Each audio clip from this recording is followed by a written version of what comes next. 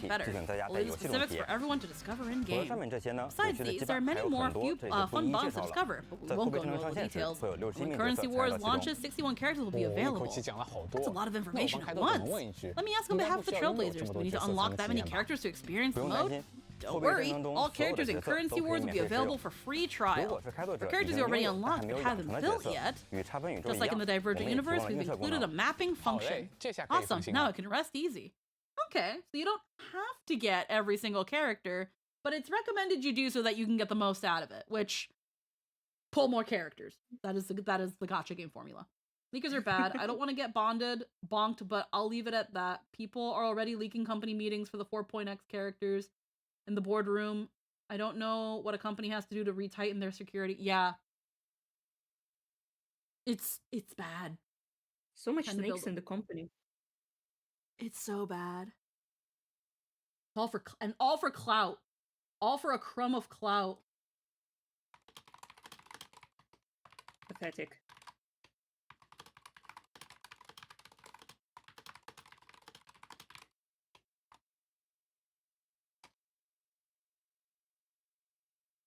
I'll answer your suggestions in a minute for this game mode. Okay. 另外呢， Similar to 与插分宇宙 Divergent 类似， Uni, 货币战争中的内容 Currency 也 Wars 会 will 不 also 定期 receive 进 regular 行大大小 updates 小的 with 更新 various。changes. 更多规则 For 等 more 信息 details on the 就 rules 请 and 大家 other 关注官 information, 方资讯 please 和 stay 专题 tuned on 网 the 页来了 official 解了。 website.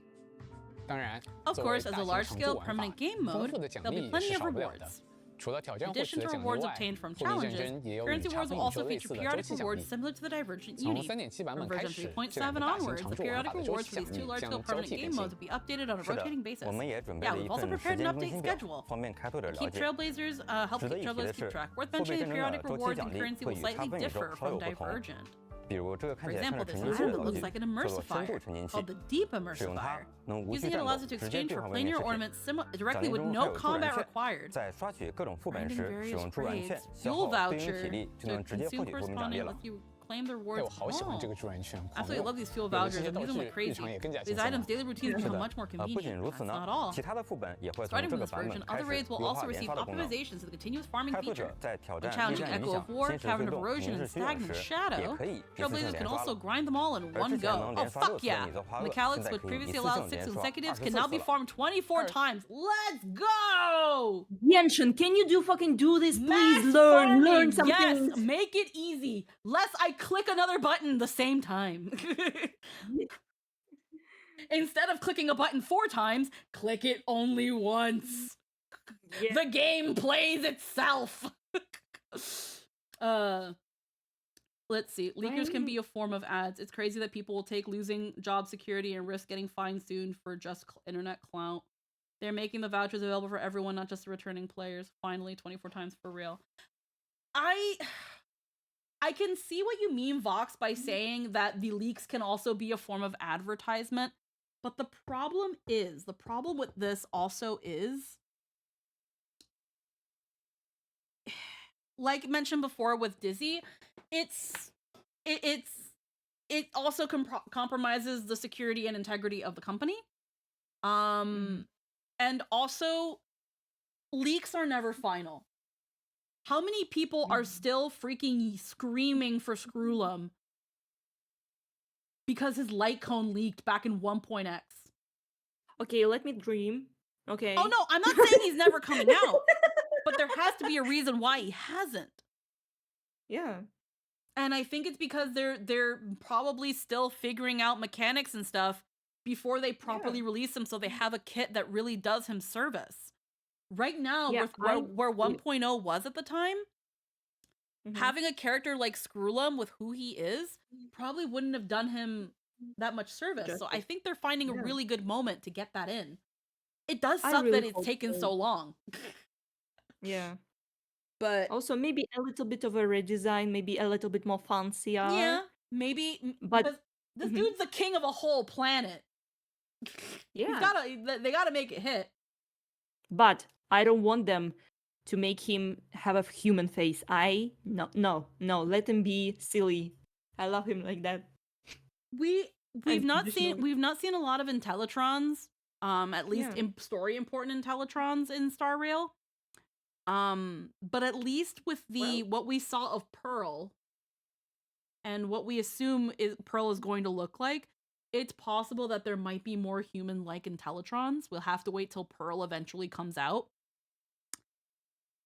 I do wonder if they give us Pearl and she looks like a pretty lady with robot features, then yeah, be very scared for Screwlum. Be very scared. No, he was already pretty. I don't want him yassified. No. Not the pretty anime boy Screwlum. Like, Screwlum anime boy is not real. It won't scare you. Screwlum anime boy. We'll see. But yeah, at this point, let's see. I've never been asking for a sweep. Bro, I've been asking for a sweep forever. Depends on what you leak and how you do it. The leaker community themselves don't even try to stand behind a fine line. Whereas Salbon, you ain't getting Salbon. No one cares. If you tease too much, that's loose impact. I agree with you. Pearl, like the Enderman. Pearl as in like the Stoneheart.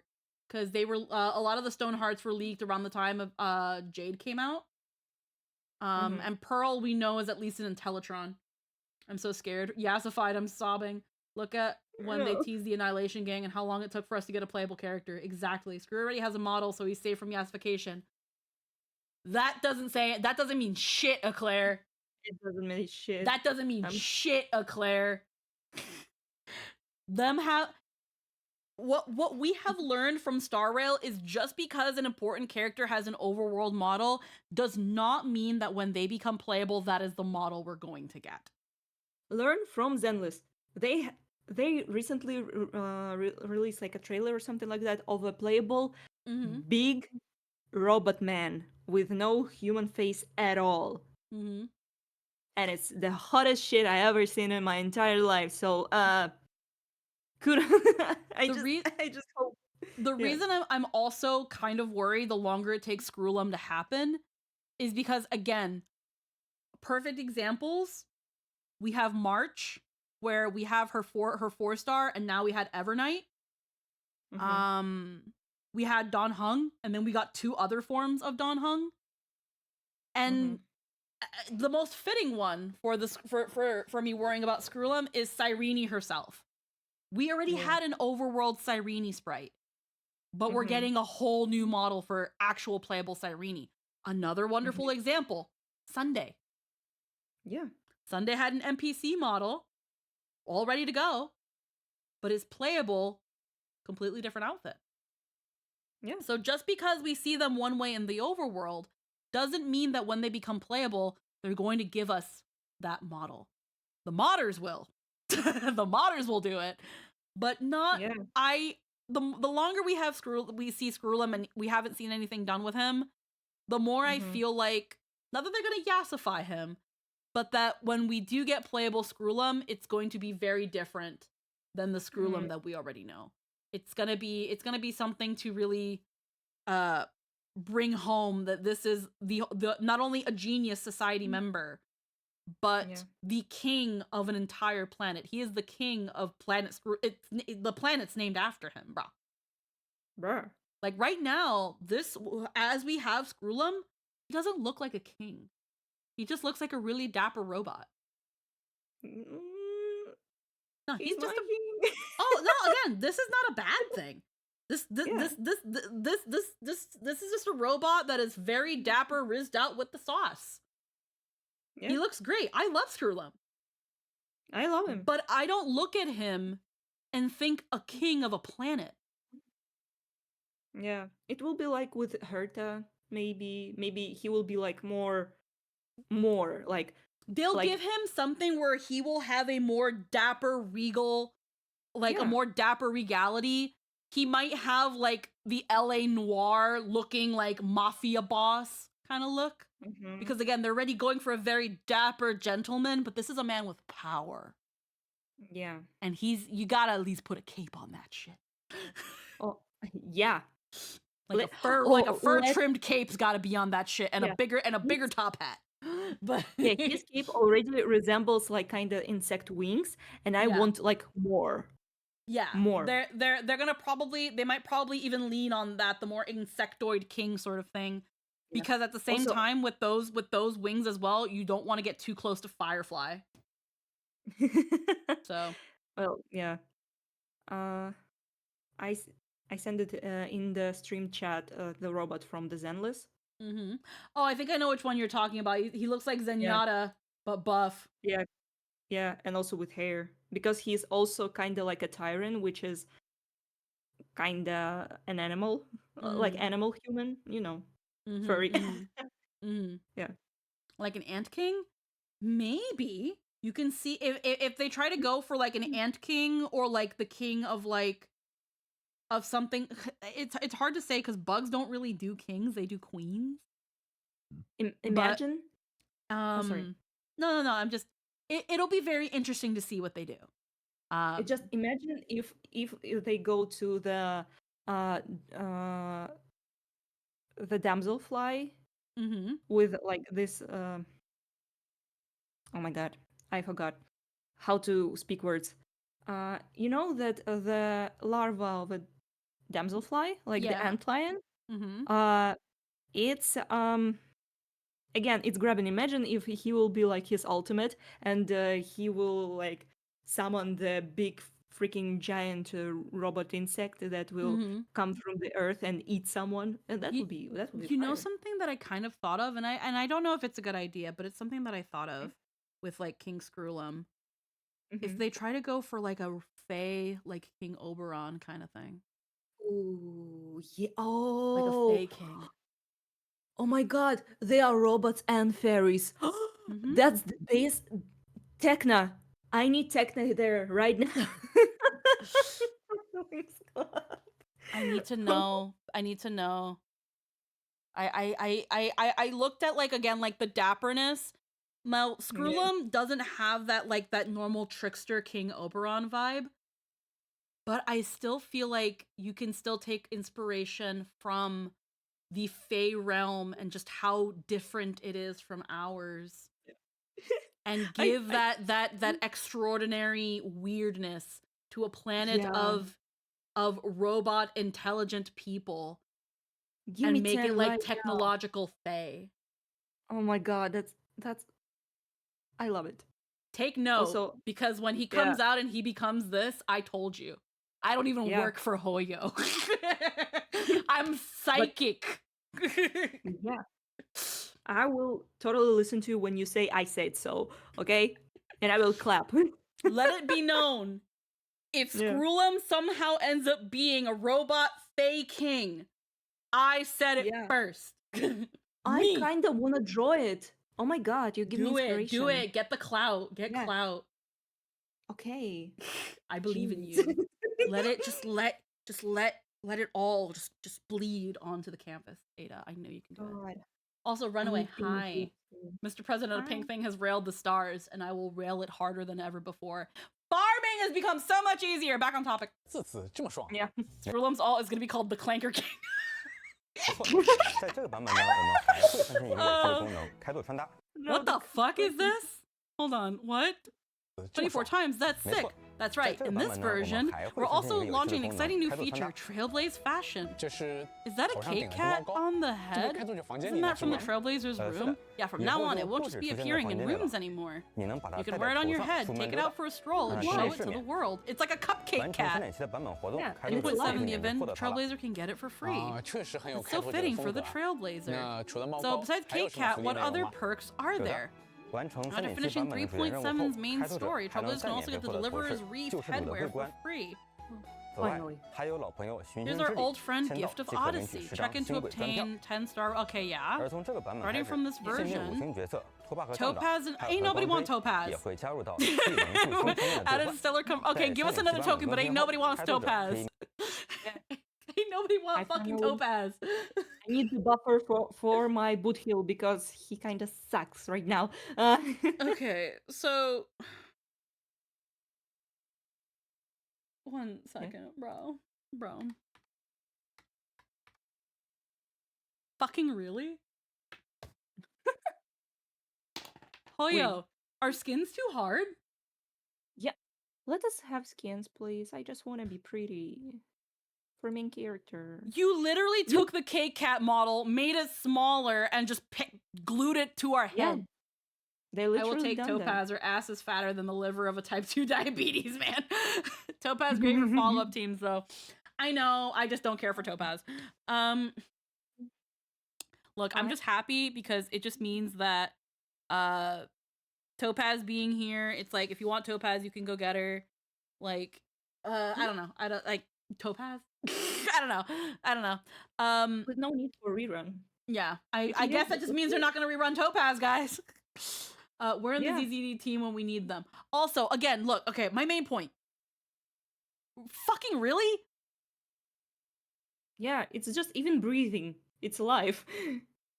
Like, it's literally just the K-Cat model just on the head. Yeah. Yeah. Are you kidding me? Trailblaze fashion? I can't have a skin? Let us have pretty dress. Like, we changed I the know y'all can freaking- do it. I've seen what the modders have done, Hoyo. And Are also you- Zenless Zone Zero in their own freaking game, in their own company. Oh my god. Like, guys, like, is this so hard? We have a relic set that in story, in lore, is the outfit Aglaya made for us. That couldn't be a skin? Yeah. Also, like, we already have like new ultimate for the main character. Why not have a skin with it? What the fuck? Come on. March Really? 7 already have like 4 of them. Yeah, like March has a dress, Firefly has a schoolgirl uniform. You guys can do skins. People want that. Yeah. The fuck and you they will mean? pay Here's- money. Here's a fucking dongle you can velcro onto your head, I guess. Apparently skins are impossible. No, they ain't. What the fuck? Oh my god. Besides 除了 Kit 猫 Kat, 高，还有什么福利内容吗？有的，完 After 成 finishing 3.7 the 版本的所有任 story, 务后，开拓者还能 the 再免费获 Deliverer's 得头饰 Wreath 救世 headwear 主 for 的桂冠。 free. That's it? That's all. 此外， Really? 还有老朋友寻星之 Okay, 旅 Gift 前 of 往日本市场 Odyssey. 行鬼分票。而从这个版本开始，限定5星角色托巴和站长，还有 After log in after 3.7 and before 4.0 to get free thingy for free character. Adds Opus Nami, and the Light Cone Worrisome Blissful. 的光锥也会加入到巨灵祝星商店的兑换。在3.7版本更新后，开拓者可以免费获得一 Free 枚兑换技 Golden 能代币，用于 Spirit. 兑换商店内的5星角色。是最受欢迎的登录决定环节。 Everyone's 没错， favorite login. 登录 That's 决 right. 定。 Just log in to get them. 同时，3.7 Also 版本期 during 间累 you can. Oh no! Oh. I was That's- right. Yeah, you were right. I already knew that, but you were right. No, I hate you. And it's only for a weapon. A skin for a weapon. You can 累积 accumulate 获 a 得一 certain 定数 amount 量 of 的古老 Oneric 木华，还能 shards 再获得 and 一枚 earn 一 one 般 more 精灵代币 golden 除 companion 此之外， spirit. On 还有 top of 一 that, 枚 there's a 圆形的 hat 帽子，以 inspired 及 by 一份特 Mem. 别 I 的 don't 心理 fucking 定 want 制。 that. And a special 我们先 stellar 来看看这顶帽子 couture. 吧。 Let's 哎， take a 感觉 first 这 look 个 at 迷 the 你太 Mem 薄 hat. 走起路来。 I want an outfit! Here you go. Shut up, said the freaking Star Rail team. Here you go. Shut up. Oh my god. Y'all really did that. Y'all really did that. I thought that was okay. It's so stupid. I love it. It is cute though, but I'm not spending money on that. It wobbles so bouncily when you 很 walk. Q It 弹， goes 有种 boing 黄黄的 boing. 感觉。所以它 Yeah, 会在 just 主 like 线 But it 中 will 出现吗？ appear in the main 这 storyline? 取 Well, 决 that 于 depends 开 on 拓 how 者 the 们想以 Trailblazers 怎 want to 样的 make 造 their 型登 entrance. 场。说完了帽子，再来看 It's all 刚 about 才 the 提到 hat. 的 Let's 心理 take 定 a, 制 it's 吧 a。Stella 我们准备了 Couture. 一段视 I 频， prepared a video to demonstrate. Stella Couture. Oh yeah, she has unique something. It changes the alt. Yeah, with a trailblazer because we're it's 通 our 过全 wife, 新的装扮系统， I guess. Using the brand new outfit system, change nothing about Cyrene but the funny dongle she holds. 就可以换上系 You 列 can 的 equip 心理定 Cyrene's 制。 Stellar 更换 Couture. 通过全新的装扮系统，就可以换上 No, you absolutely will spend to get this. No, I will not. 系列的心理定制。更换后，角色 Once 的 equipped, the character's performance will change 表现会发生一些 subtly, 变化，战斗时也 and 会 even 呈 her 现出 combat 不同的效 visuals will 果。 present 虽 different 然迷迷 effects. 痛帽 While 不 the 一定 mem 会登 hat 场 might not make an 但这把 appearance, 弓 the 会在 bow 温 will 法 show 罗 up 斯的 during. 决战 Yeah. They're really selling the wife. 的效果 Yeah,。they really. 虽然迷迷痛帽不一定会登场，但这把弓会在温法 This bow will show up during the final battle of 会呈 Amphoria. 现出不同的效果。 Oh yeah, they have the symbol of Amphoris in it. 虽然迷迷 Yeah, like Amphoris is like, yeah. 痛帽不一定会登场，但这把弓 Bow will show up during the final battle. I thought it was 250. Yeah, that's worth 300 easy. Who knows the next path from MC is an actual outfit change. 会在 Yep. 温法罗 Let us slay. Oh my god. Not that hard. Come on. Is this dependent on the MEMC that you have? Or is it just going to be Kalis? Like, even if you're playing Stell? I think it's gonna be Stealth 2. They just not showing it. I don't really like. I don't do the whole Yuri Jesus ship with Cyrene. I ship her with Finan. But if you're play, it changes with your Trailblazer. Okay, it's both. Okay, I like Cyrene. I think she's nice. What has she done to be wife? Well, you remember your time spent with Mem. Spend 250 to see them in her alt. 斯的决战中亮相，敬请期待。 Stay tuned. 而在游戏之 And 外 outside the Royal game, Fair Naxa. Oh, this is so cute. I saw this picture of Anaxa, and I was losing my shit over his little Dromus pen, but I didn't know there was actually a chimeric. Look at my dude. Oh, it's Hoyo Fair. Fan art program chimeric 同 part. 人特别节目 coming 《 soon. 新美拉公园》也即将 Oh my 上线 god.。没什么能比在奇 Hey, 美 my Yo, heart, Mighty in it's not a overalls. cowboy. Oh my god, Mighty. I Ride a didn't know you could be cowboy. hotter with a shirt on. Fuck. Yes. Also, is Runaway, I it think I get overalls it. on him? Hmm? It's overalls on him. I know. That's why I was like, Nice. Runaway, I think I get it now. The overalls. Oh, Oh, the overalls and the wife beater. Oh my god. oh my D, you little slut. He looks so good. Oh my god, yes. It's so slutty. What the Nothing fuck? beats a Comeric Park holiday. Nothing beats a Comeric Park Nothing beats a Jet 2 holiday. And right now you can take 50 pounds per person. No, that was the translation. They did not say that. 同人特别节目《奇美拉公园》也即将上线。没什么能比在奇美拉公园度过假期更棒的。经培育的巨型奇美拉。 Listen, the new bred giant chimeras are getting out adorable rolls. It's an adventure 33.55 million claws in the making. You know what y'all did there. Also, our collab event with Crunchyroll is about to begin. I don't give a fuck. 本次特别节目 Special program will appear on Crunchyroll in early November. 届时 Watch Hoyo Fair 并 and 完成 complete 整任务， designated 只有 missions 机会 for 获 a 得 chance to 丰 earn 厚奖 amazing 励。 rewards. 那么到这里，我们的分享 With 快 that, 接 our 近尾 sharing 声 is 了。 almost at 还 an 有最 end. 后10多天， There's 就 slightly 是 more 3 than 点 10 期 days 开服的 until 日子。 version 那更 3.7 多内容 releases. For more 就请 exciting 大家期 content, 待 stay 3.7 tuned for the 版本的 official 正式 release 上 of 线，让我们一同启 3.7. 程 Let's embark on 为 this 乌 journey 法罗斯 together. 留下 We 最 leave 温 the 柔的结 gentlest 局吧。 ending for 我们链线上 Amphorius. 见。 The 链 on 线 the 上见， express. 拜拜。 The on the express. Bye Bye-bye. Bye. Alrighty. They've embraced the meme. Yes, overalls are top tier. Jurassic waifu, lol the meme, clever girl. Someone already made a fan art to make that joke. Oh my god. Darling, hold my hand. Irene Boskin alt for just MC is whack when there could have been shards of memory. Yeah, they could have had all the other Chrysos heirs. Yeah. They could have had the Why are memories we- of all your memories of the Chrysos heirs. Yeah, especially your best friend fucking Finan. Oh. You know? You know another thing they could have done, although they wouldn't do it because the idea I'm saying they could have offered it for free, but if you get Cyrene's alt, if you get Cyrene and you finish 3.7 and you do the side missions, you unlock a version of her alt where the shards are the Chrysos heirs. That could be a free reward for doing everything in that's cool. Amphorius. Make it a grind. And then yeah, Yeah. buy it so she's your wife, I fucking guess. People said they wanted all the other characters to be in the Yeah, no, I agree. Yeah, that's the best idea. And that's why I'm saying What? I was just like a good idea that Hoyo could have done for a free version of an alter to Cyrene's alt is have Yeah. it so that like if you get the stupid Stella Couture and do everything in Amphorius, you can get a version with the Chrysos heirs. Or again, just have it so that if you do everything in Amphorius, you get the Chrysos heirs. Because those shards are supposed to be like, yeah, your time with Cyrene, but also your memories of the time in Amphorius that you've given to her. Mm-hmm. Nah, I'd rather pay 2,500 so a scripted woman can pretend to love me. Oh, that's...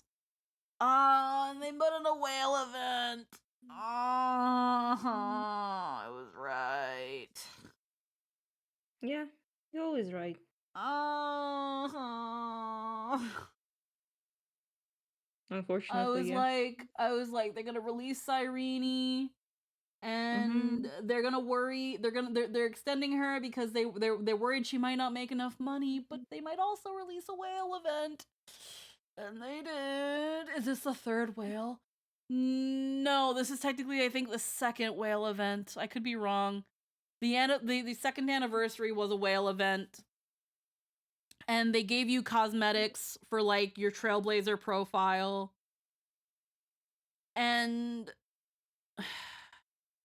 this whale event is you get another one of those tokens so you can get a free character, which okay. But you get a new bow for Cyrene and it changes the alt. This banner will do amazing. Hey, Squacker. Here's the thing. I know the banner will do amazing because people have been really, really wanting the second coming of Elysia here. She is going to sell. And if she doesn't, if she underperforms from what they were expecting, Finan is here to pick up the slack. And Castris. And Treeby. And Hyacinth. And my day. Because every and other character Cycle, meta and loved her in this patch. Yeah, no, these banners are going to do amazing. But it's also additional security in case for whatever reason Cyrene doesn't meet expectation. Because they are expecting a lot for Cyrene. That's why they're doing that fucking whale event. They're expecting people to drop the money not only for Cyrene, but for the special alt of where she's pretty much your fucking wife.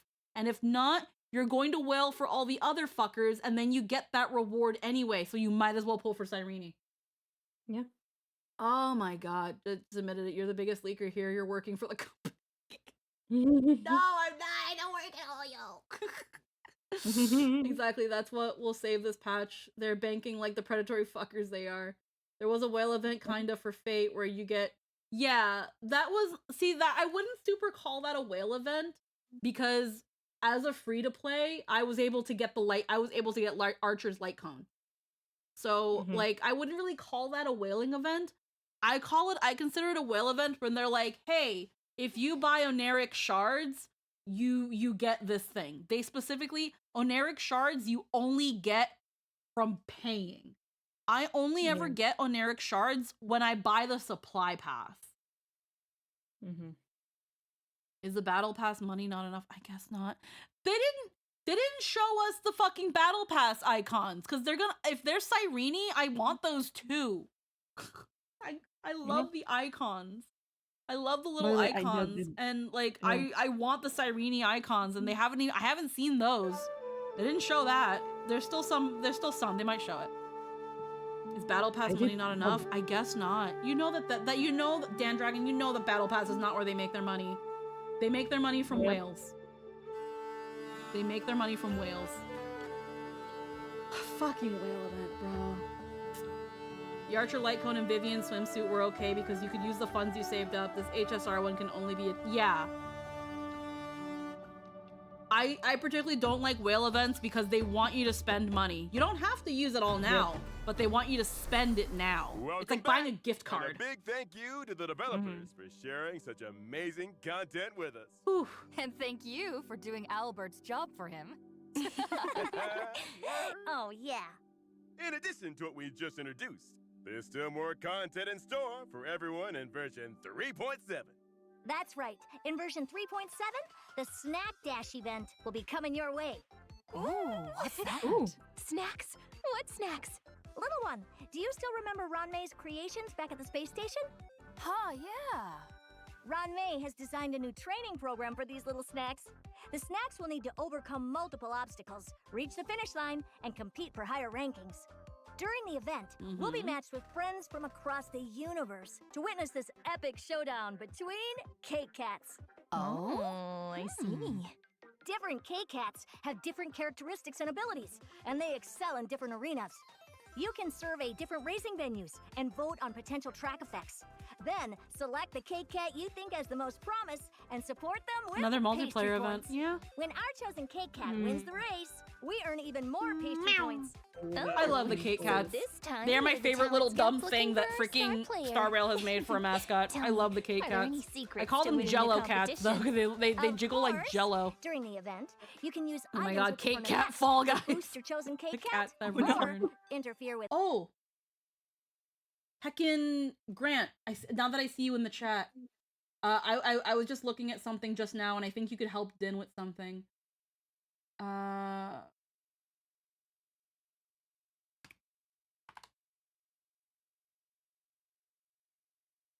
Also, if you like Cake Cats, I think you will like Bamboos and Zenless on the Okay, I'm just kidding.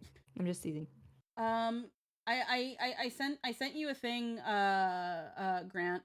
Apparently, Din, is saving things. Her laptop memory is pretty much gone. She might need memory help. She might need memory help. I'm actually in antisocial. I'm gonna tag. Din, are you in the chat? Din, are you in chat? Oh fuck.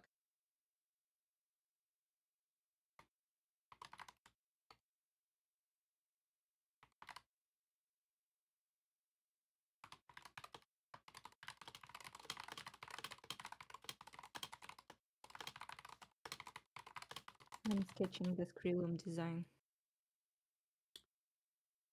Call them couch rats. The cats. Let's see.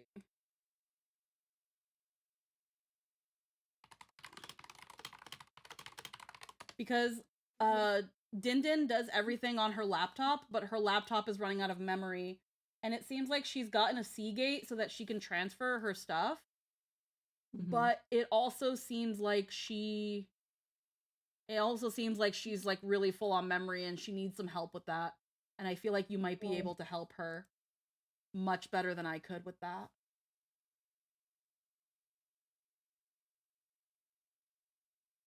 Like, this is I put it in our corner, Grant. This is the issue she's having. She wants to the memory, she needs help with like being able to clear up memory. And I think you might be able to help her better with that than I could. Because the only thing I could say is anything that isn't program files, just throw it onto the Seagate, since that Seagate is 2 terabytes. But I feel like you'd be able to guide her much better with that. So yeah, so Din heckin' hit up Grant, and see if he can help you with that. I'm so happy I know people. I'm so happy I know people. That's really All right. helpful. Other cake cats.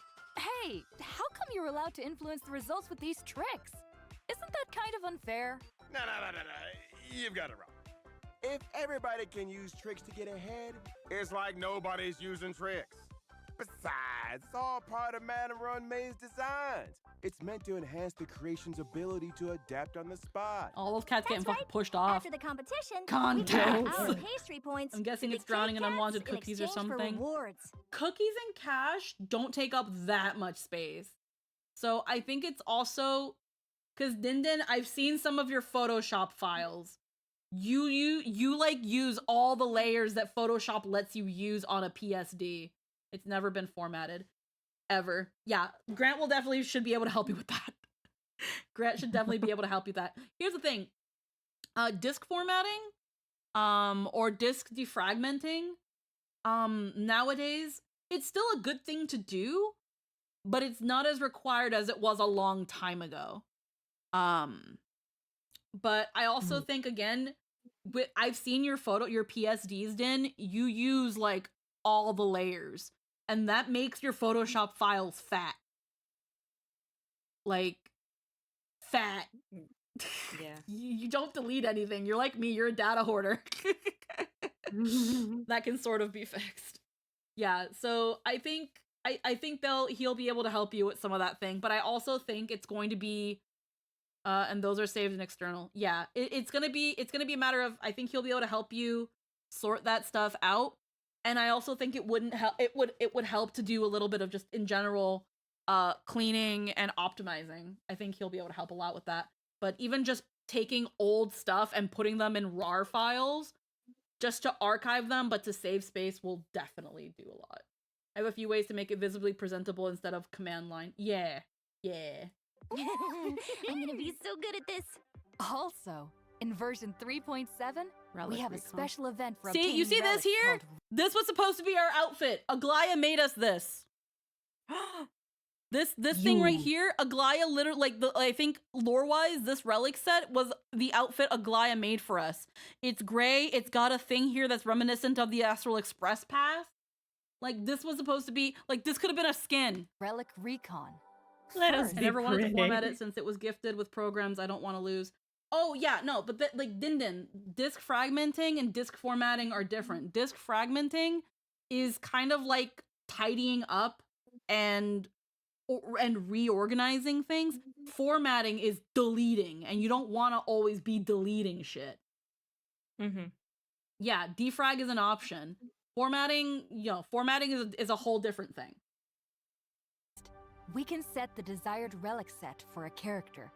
By playing through version 3.7 content, you can obtain access cards.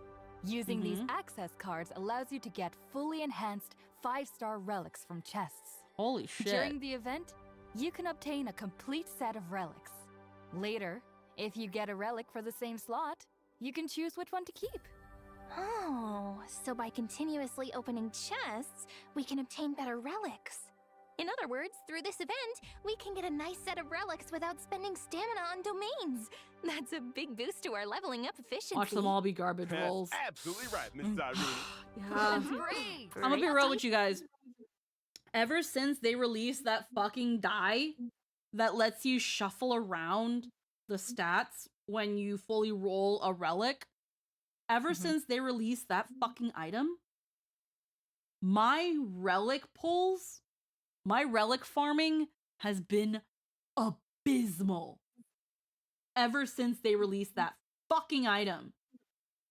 And then they released the other one where it was like, oh, you can choose the substats and blah, blah, blah. It was even worse after that. Now they've combined them into into just one thing. They've made it so that now it's just one item again. And that's fine. But my relic pulls have been abysmal. It made me completely fall off farming for relics. I would literally just farm relics for the dust and then make what I needed. That's how frustrating it got. When I got, I think it was when I got Hyacinth. I think it might have been when I got Hyacinth. I'm trying to think because I didn't pull Finan. I skipped Finan. I didn't really pull anybody. But yeah, I ended up making, I think, relics for Hyacinth and then remade some relics for some other characters because it was just horrendous. My luck was horrible. What do you think about Lily Garden? I don't know what that is. Watch them all be garbage. They're gonna be garbage rolls. That's how they justify for you to play more. And I get it. I like playing this game, but the farming, at least they're streamlining it a little bit better, but God. Sweet. Version 3.7 also introduces two new sets of planar ornaments. Amphorius, the Eternal Land, and Tengoku Livestream. The relevant planar Fisher and Gardener Planar events will return for a limited time too. Complete the challenges to earn double rewards. Oh, I know what's next. We're reaching the end of our show, and it's time to say goodbye. Mr. Albert, is there anything you'd like to say to everyone? Me? Can I see the battle pass icon so that I can get them anywhere? After all, you've been the special program host throughout the whole Emporia story. Why am I getting all choked up all of a sudden? And I won't decline. Although I never expected to be kidnapped. Invited by Madame Herta to Emphorius. I, Albert, have stood alongside all you heroes throughout this whole year's story and witnessed one stirring heroic tale after another. Now, as this journey is coming to an end, Albert here thinks that version 3.7 is absolutely worth looking forward to, no matter how you look at it. Yeah. Definitely. Well, there's no need to get too sentimental. I hope everyone enjoys this story and experiences all the moments of wonder and joy in version 3.7. I wonder if we're ever gonna get playable Albert. Stay brilliant. Goodbye, everyone. I want Albert. I'll pull for Albert. And it's done. Okay. Whew. Alright. Will Albert go back to the IPC? I don't know. Albert, anything you want to say? Yeah, this game needs a reality check and stop being greedy pile of vulture. Ooh, you can't say that. I wish they'd showed us the little battle pass. I think they did that, didn't they? Don't they do that in past live letters where like they give us a little preview of like the battle pass? I guess it doesn't super matter. Also, I just want to put it. I just want to go back here because I love this background. I love this fucking background. I'm probably gonna put this in my mood board for when I commission a background for stuff in the future for like my big form because it's really the vibe. Lordy. A fucking whale event. I mean, I haven't expected less, like... Is this actually out? No, 3.7 isn't out yet. November 5th is when it comes out. So we are 1, 2, 3, 4, 5, 6, 7, 8, 9. 9, yeah, 10-ish days. It'll be a little bit. So like another week and some change, but it's not out yet. Okay.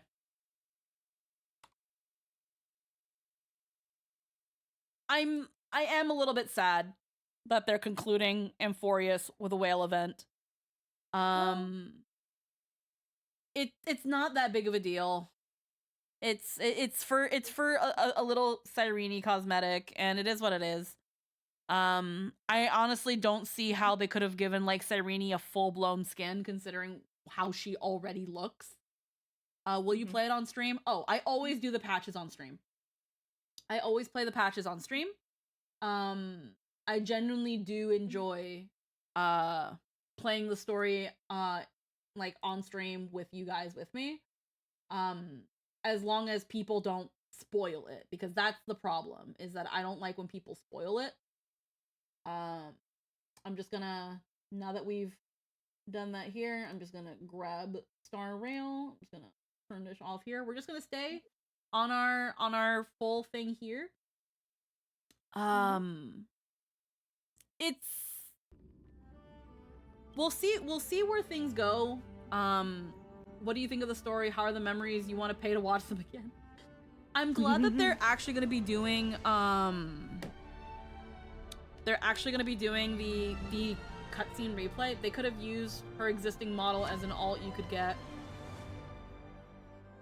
I think the problem with that is the type of model and the transferring of animations, but it's hard to say. I see where they could. Where they use instead like Babu Cyrene to really like, oh, the batteries on my controller are dead. It would have been interesting to see what they do there. Assignments. I like Tiny Cyrene. Yeah, I had a feeling that Tiny Cyrene was not gonna be the playable model we get. But I am a little sad that it's just, you know, well, we're done with that one. So, we are gonna really quick. We're gonna try to get some of her level materials. Are their body types different? It looks like they are. Cyrene's got like the young girl model, not the kid, the young girl model. While Cyrene's, playable Cyrene's model is going to be like fireflies. Or like, no, their models are called like child, lass, maid, and woman. She looked like a woman to me. They could have given us a Tiny Cyrene as a football to punt. Like, no, that's what mem's for. But yeah, we're gonna use Scylla's Cipher. I'm gonna have this play while I get some batteries for my controller. We need that. You can't run. Dispel the gloom. Restore the skies. Go, go, go! Show me the way.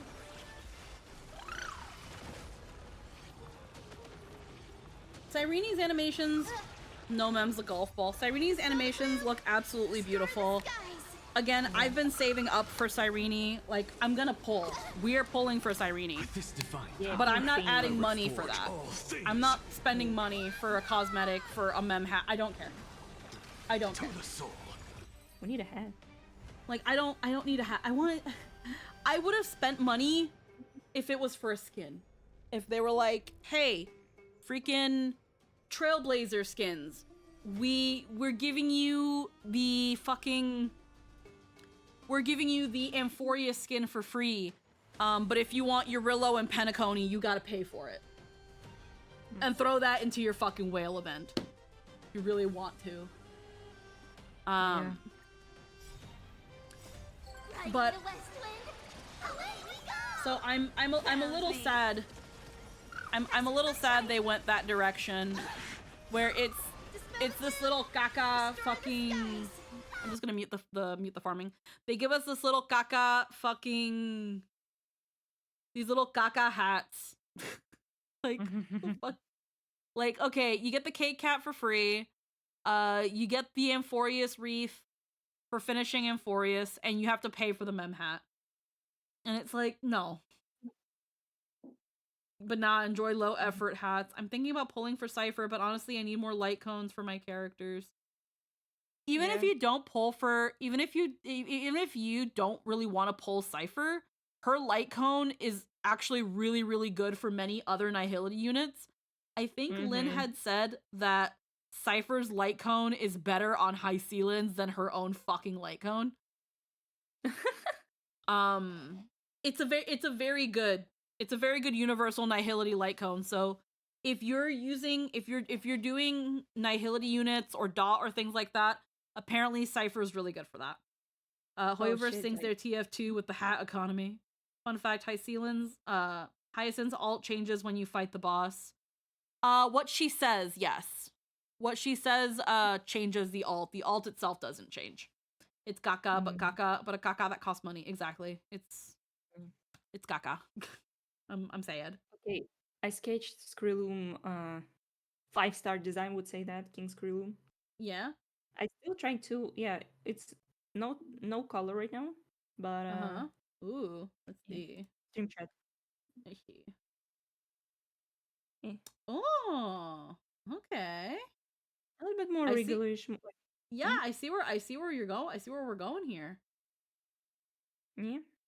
Yeah, kind of like a steampunk fae. Yeah. That's the idea. Yeah.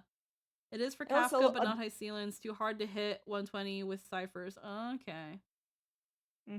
Yeah, for Kafka. Oh my god, I need that because I like play with my Kafka Black Swan 3B with this damage that I like.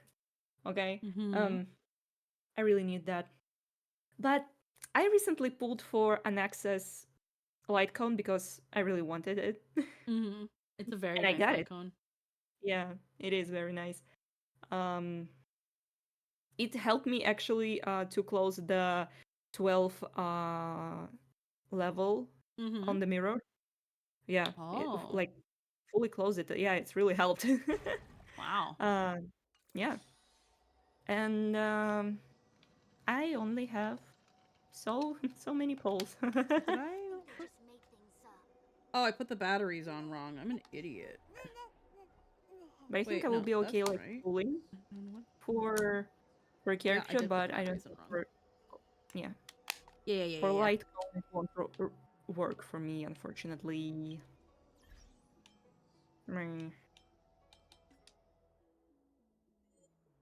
Oh, I will be BRB. Yeah, of course. Let's lower the volume a little bit more on the game's end. I heard Kafka wants the 4-star Silver Wolf light cone from her to shop.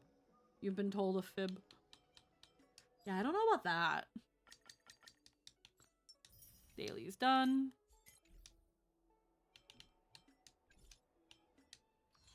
We haven't seen the battle pass for Cyrene. We still have to do the try not to laugh challenge. I've been waiting for that.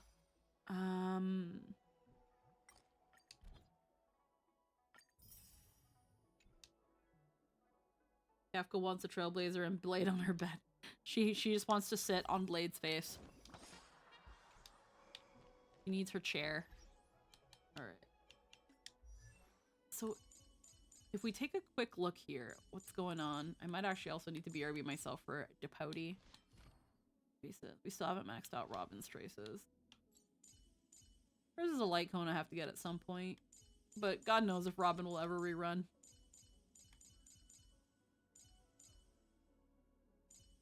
Okay, we have Hyacinths, we have Anaxa, we have Treeby, we have Mighty, Boot Hill, Argenti, Herda, Sparkle, Sunday. Last time I pulled was for Sunday and Sparkle's light cones. And I double pulled Sparkle's light cone. So it was like, welp, good to know. We need to get a Venturin's light cone. He needs to rerun.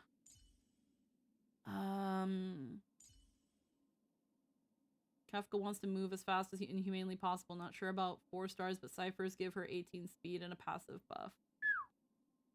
Yeah. Firefly.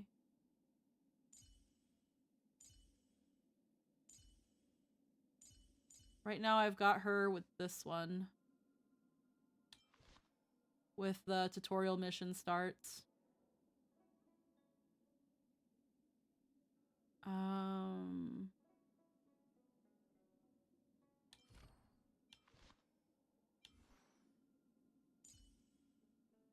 Got Archer's Cone.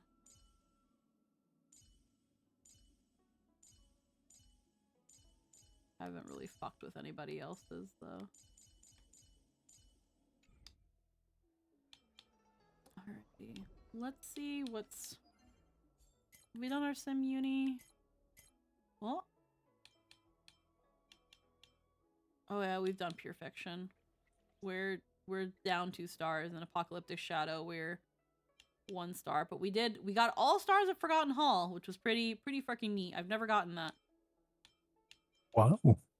Hi! Welcome to the invite only chat. Hello. I don't know. Welcome to the invite I have my only. needs. I was told you need a doctor. We always need medical. We always need adult supervision. Hi, Dad. Hello, daughter. Heckin', how are you, Runaway? I'm okay. Yeah. That's okay. about it. Just That's. okay. I mean, what do you call completing 140 hours as a shift? Tired. Yes. You are tired. Anyways, I have been enjoying your takes on Star Rail and glad to know I am not alone in this fucking like they just okay. So my friend, go on. I was gonna say I think I might I sent Lynn a message and I noticed she's never come back. And I think I might have upset Lynn because of the goddamn chart. Were you around for the chart, Runaway? No, I have not. So I'm gonna show it on stream again. Okay. There's this chart here. Mm. And this chart, it's literally what it says in the tin. The length of the Trailblaze quest in Honkai Star Rail. This is just main quest. And someone charted on the left, the story quest, the hours of story, the time it takes to do each story arc if you do everything with the cutscenes. And to the right, how long it takes to do each arc if you skipped every cutscene. So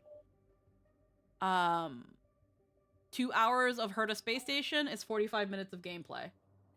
6 hours and 8 minutes of Yurillo is 1 hour and 7 minutes of gameplay. The Xianzhou is 9 hours of is 9 hours altogether, without the cutscenes, 1.5 hours of gameplay. Penacony is 18 hours all encompassing, again just main story, about 4 hours of gameplay. Amphorius at the time that they made this, so this was I think at the time 3.5. Main storyline 39 hours and 32 minutes. If you skip all the cutscenes, 5 hours and 50 minutes. What the fuck?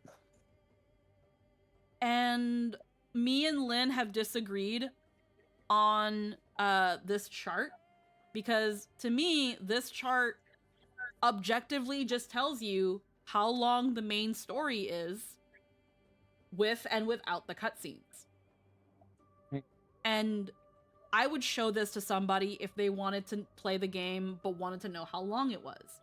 And I would tell them, with this in consideration, these are where I suggest you take a break. Lynn, it seems, thinks that this chart was made in bad faith to shit on the game. But it's just data. It is data. It's just data. It's just, hey, this is the main storyline with and without the cutscene. If someone takes that and is like, see, Honkai Star Rail is just a yap fest, that's not a lie. It's not a bad thing. Not a lie? It's not a bad thing. Some people might not like that, but that's not a bad thing. This is just objective data. And I think talking about it, I'm not gonna assume, because it might have been that she was pulled away for something, but because she hasn't come back yet. But I think it also might have upset her. Because I brought this up, because she disagrees very vehemently with the reason why this chart exists. Many graphs and charts are just data selectively crafted to push a narrative. Yeah, but at the same time, you can't, like, I can kind of see what you're saying, Eclair, but in the end of the day, it's just data. It's facts. Like, if you point out how much sugar a cupcake is, it's not to shit on fat people. It's just how much sugar's in a cupcake.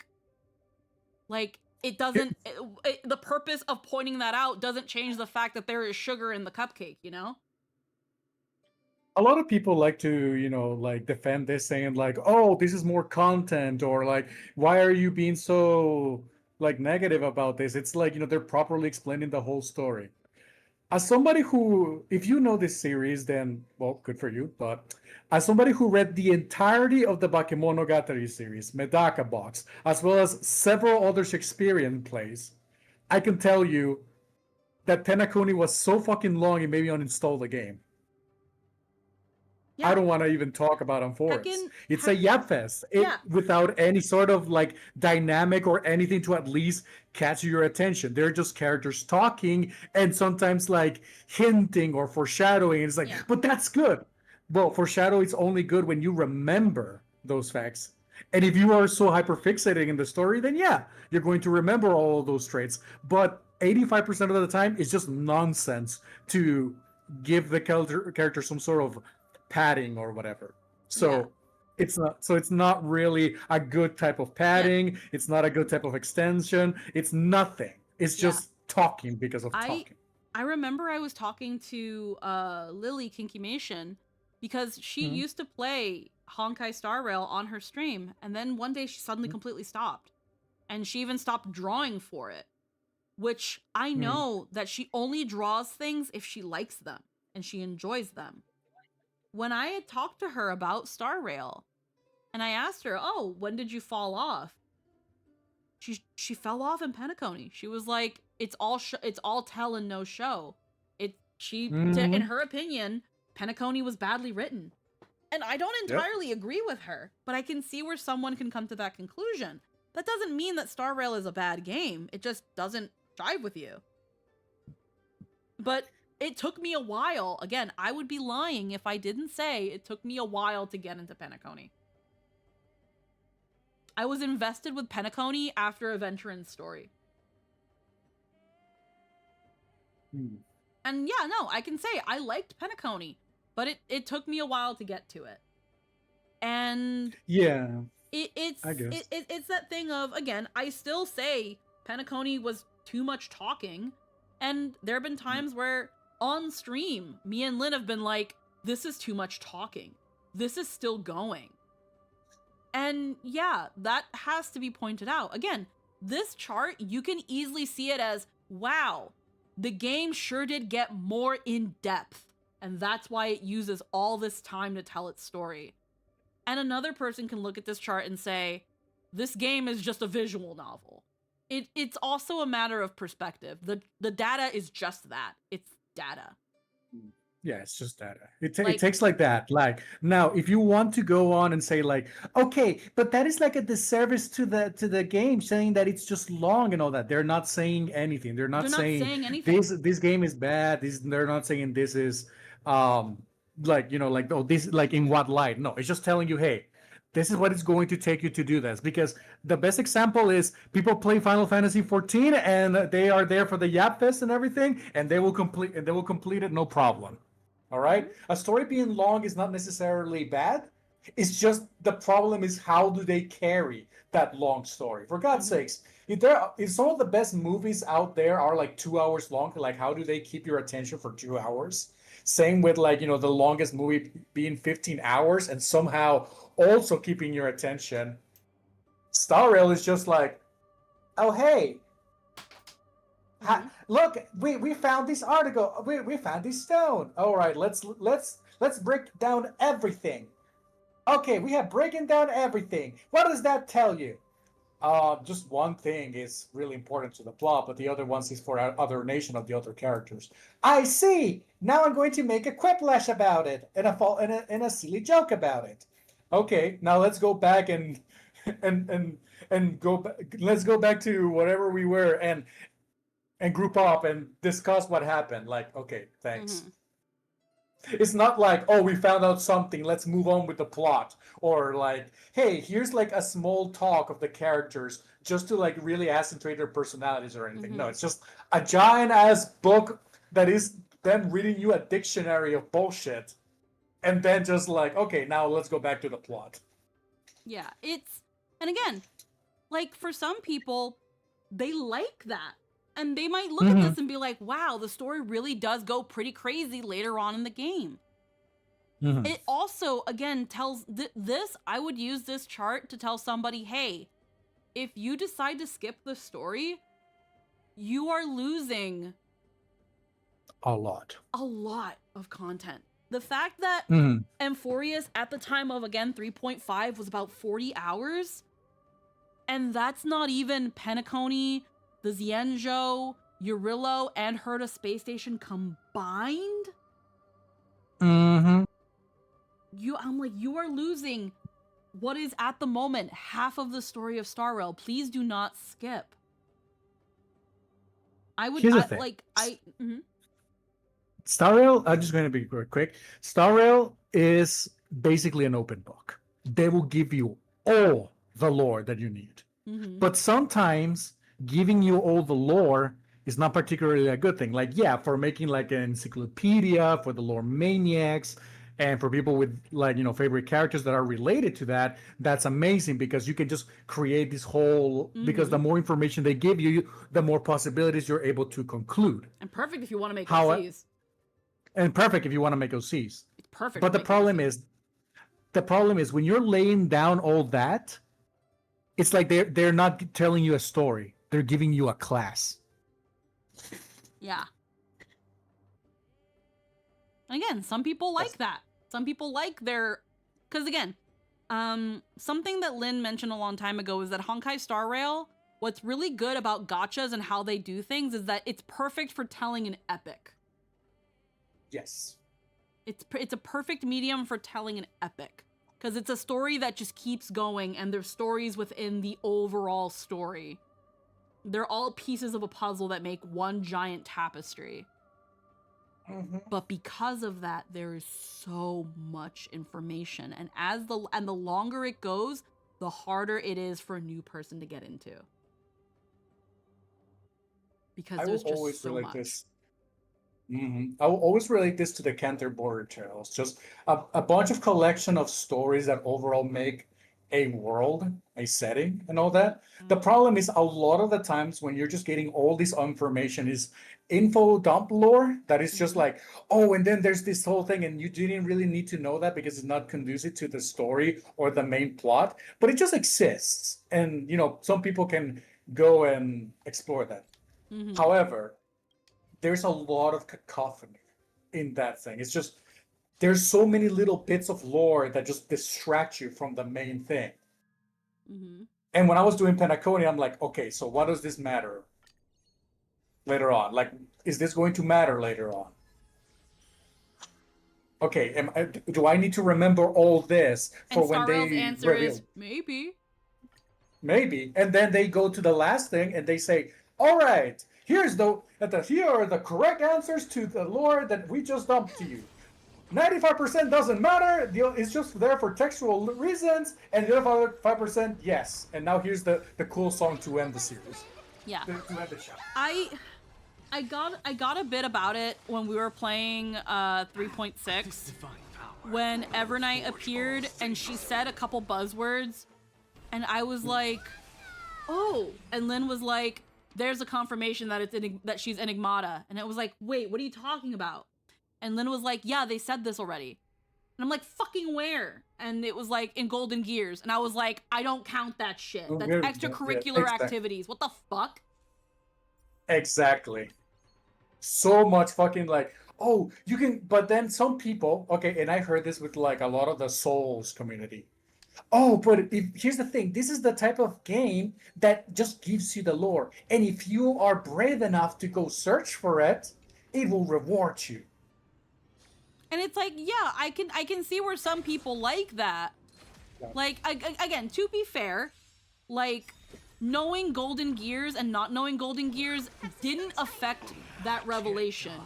But you have to scratch your head and wonder why the dialogue box highlighted this term. And it's like, oh, well, you've seen it in Golden Gears. If you've done Golden Gears, now you know what this is. Now you've just got an additional amount of breadcrumbs. And that's great. And if you didn't, well, you know that was an important term. Maybe there's a reason for that. But for the moment, you don't need to know what that is. Mm-hmm. And that's fine. I'm not gonna say that that's bad. No. But it's that thing of like, I don't know. It's a lot of the additional breadcrumbs times that trail elsewhere, and it comes down to being like supplementary content. Mm-hmm. And a lot of it is useless until the devs decide to confirm this. But there's also like a phenomena. I don't remember what it's called exactly because it's been a while since my mom and I had this conversation. But she explained to me that there is a phenomenon in literature where some people just want something to believe. They want to believe that something is real, so they will connect to whatever they can because it's somewhat cohesive. Mm-hmm. And be like, oh, this is what they meant in here, and then like the others are like, sure. Mm-hmm. Also, Astral ask what better Lycon or E1 Yeah, is so better. it says, is it better to get Finans, Treebees, E1, or Cyrene? Unfortunately, I couldn't answer for Finan. Normally, I don't push getting light cones. I get light cones if I really like the character. If you really enjoy Finan, get his light cone. It will only make him stronger. Treebee E1. Treebee's pretty damn good already out of the box. But if you get Cyrene, she will probably... You've got Finan, Saridra, Sunday, and Dan. If you get Cyrene, you can probably replace Sunday. Because apparently one of Cyrene's buffs for Finan is that his field lasts forever. So you might want to get Cyrene and then take out Sunday. And that frees up Sunday for a third party. If you want to get into end-to-end content where you need 3 teams. So I would say right now, if you've got Treebee, then you don't need to really pull her E1. If you have Finan, he's already going to be pretty good. His light cone will make him better. But Cyrene will not only help all your other Christos heirs and help you experiment with more parties because of her buffs, but if you throw her in with Finan, he's going to be even crazier. What is Cyrene? Cyrene is a character that's going to be coming in the next patch of Star Rail. I think it would be easier if you were able to access the encyclopedia with the story playing. Yeah, but the problem is that you don't get access to the encyclopedia unless you play the other things. You don't learn about this stuff unless you play Golden Gears. And I'm not going to say, and that's the problem, because the problem lies with me. I don't have time for that. Some people do, though, so it's not a problem. If anything, it's a reward. Play this thing, you get extra information, extra tidbits of lore, so that when those breadcrumbs are thrown in the main story, you get so much more nourishment from them than someone who hasn't. Instead of where everyone else sees breadcrumbs, you see a snack. You see something you can actually like have. Mm-hmm. And again, not bad. not one of the ways I would prefer to consume media, but I wouldn't call it bad. Just like, again, I look at that chart and I don't see, oh, this game is a long fucking, like, I don't look at that chart and I'm like, wow, you sure don't get to a lot of gameplay for how much story you're getting. No, that just tells me it's a story heavy game. It's an RPG. It's okay. That's I knew what I was signing up for when I chose to play Star Rail. Also, I do not know what kind of like gameplay heavy game you expect from a turn-based game. Yeah, like this game is turn-based. Like you're not here for gameplay. Yeah. So again, people thinking that the chart is at least in my opinion, people who look at this chart and immediately assume bad faith, I think are too defensive over this game. Yeah. And the moment you get defensive about a game, it's the moment it cracks down that you know it has issues. Yeah. That's the thing. Like that's why I see like, you know, like the people defending those kinds of things are like, you are not allowed to criticize anything, or you're not allowed to criticize this part. It's because either you see it as this as a problem, or you think that is the only good thing it has, and you don't want it to also point out the ugly parts about it. Like I know because it happened to me. I've heard that there are people that are dooming that are freaking going into Doomer over Cyrene's kit and stuff. I don't care. I don't listen to those people. I'm gonna pull Cyrene because I like her and I want her character, not because I give a shit about the meta. I really don't. I just want the pretty pink princess. Yes, she's a pretty pink princess. PPP. Yeah. Yeah, she's just there to look pretty and make the player feel like they have a girlfriend. Like I don't play this game to do freaking stacks on stacks of numbers. I don't care. It's nice when you do damage because it feels like you're clearing content, but like that's not the reason I put down the game. I put down the game because I don't have time for it.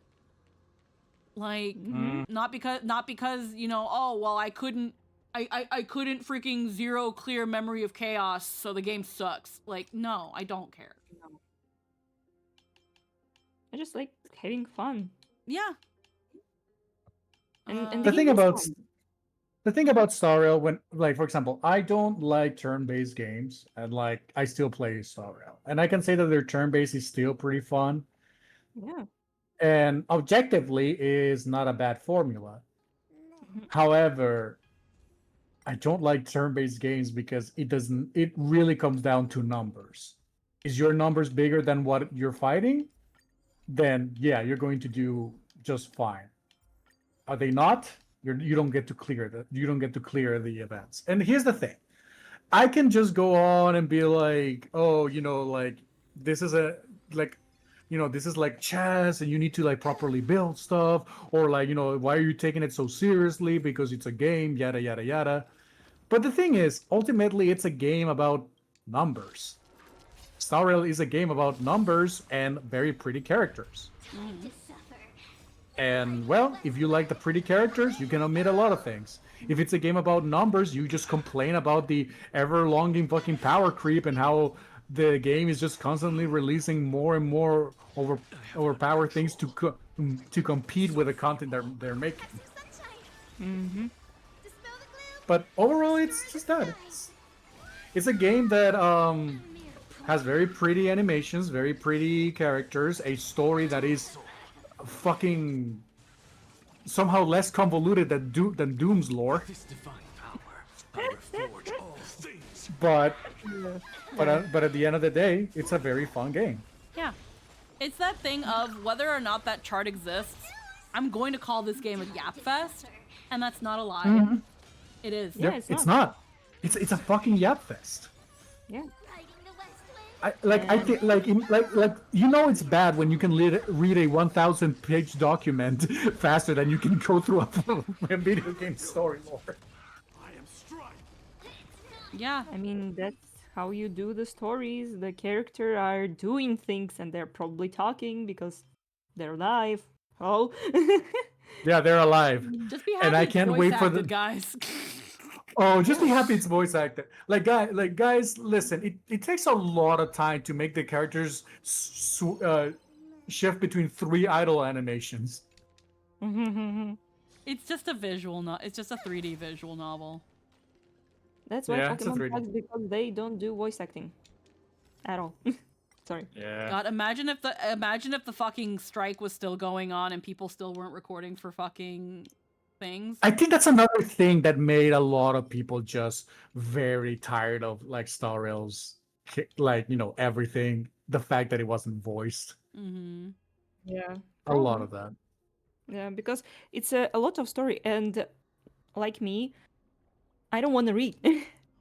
I can quietly listen to really good voices, really good acting, and it's enjoyable. And also you can more like feel the character, like whatever actor wants to bring into. You know, it's just fun that way. Yeah. Like, while that may be true, the important thing was, did I enjoy it and did I care? Yeah.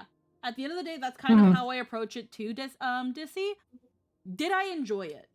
Did I enjoy like, how did I feel at the end of the story? I have cried so much during Amphorius. Yep. Like, I love the story. I really, really enjoy it. And because of that, I keep playing this game.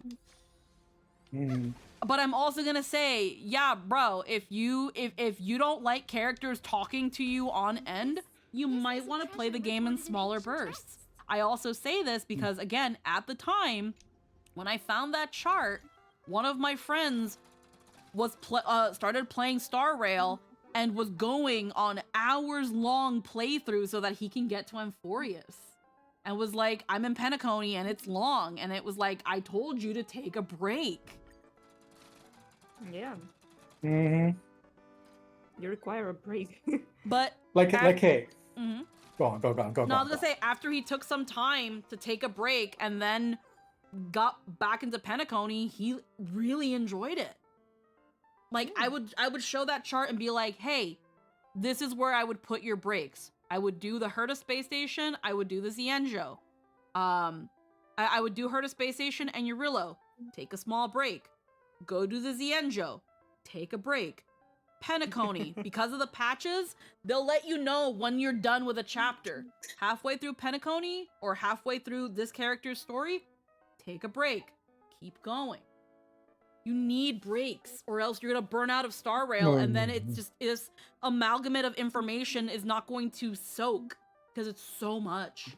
Mm-hmm. That's why, again, Yeah, it took me all the way to Penacony to start really, really enjoying it, because I was also playing it all at once, trying to get to Penacony because my friends were playing it and were saying how great it was, and I didn't enjoy the last bit of I didn't enjoy early Eurillo as much as latter Eurillo, and I hated the Xianzhou. That once Hayden started getting into it, it was like, Hayden, please take your time. Man. And he absolutely loves everything. They love Eurillo. They love the Xianzhou. They love Penacony. They took their time. Oh, Denny's fixed. Oh, hell yeah. Let's go. Hey. Nice. I still kind of hated Xianzhou. To me, it was to me it felt very like transitional. It's gonna take a bit to move across, but yeah, it was definitely a we're trying to get you from one point to another, but it's gonna take 9 hours. It was 14 in Star Rail. I'm not surprised. Star Rail takes a lot of space. Mm-hmm. Here's the thing. When I did Star Rail, I thought Eurillo was great. He was my favorite. The Xianzhou was like, okay, things are happening. The cutscenes and the moments are very iconic. I don't remember much of the story, though. Yeah, no. I couldn't tell you what happens in the fucking Xianzhou. We're in China.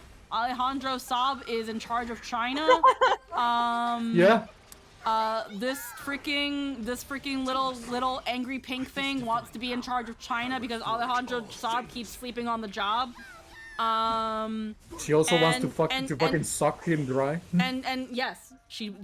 And Don Hung is Dragon Daddy, but the second iteration of Dragon Daddy, and a lot of people and 3 other people specifically hate their lives because Dragon immortal. Daddy version 1 really fucked up.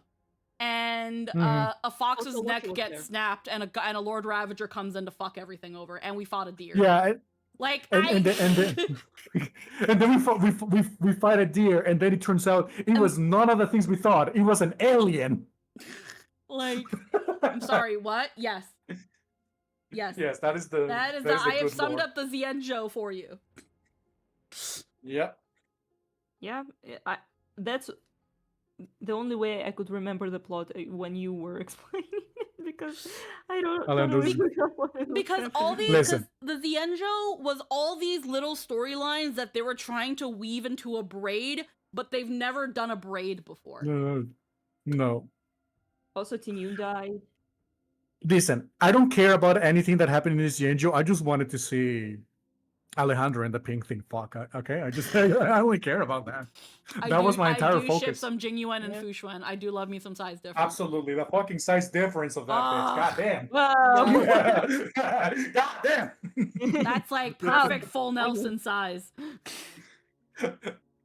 And also, I blame the artist Hughes for feeding me that shit. He was drawing them non-stop for like 3 weeks.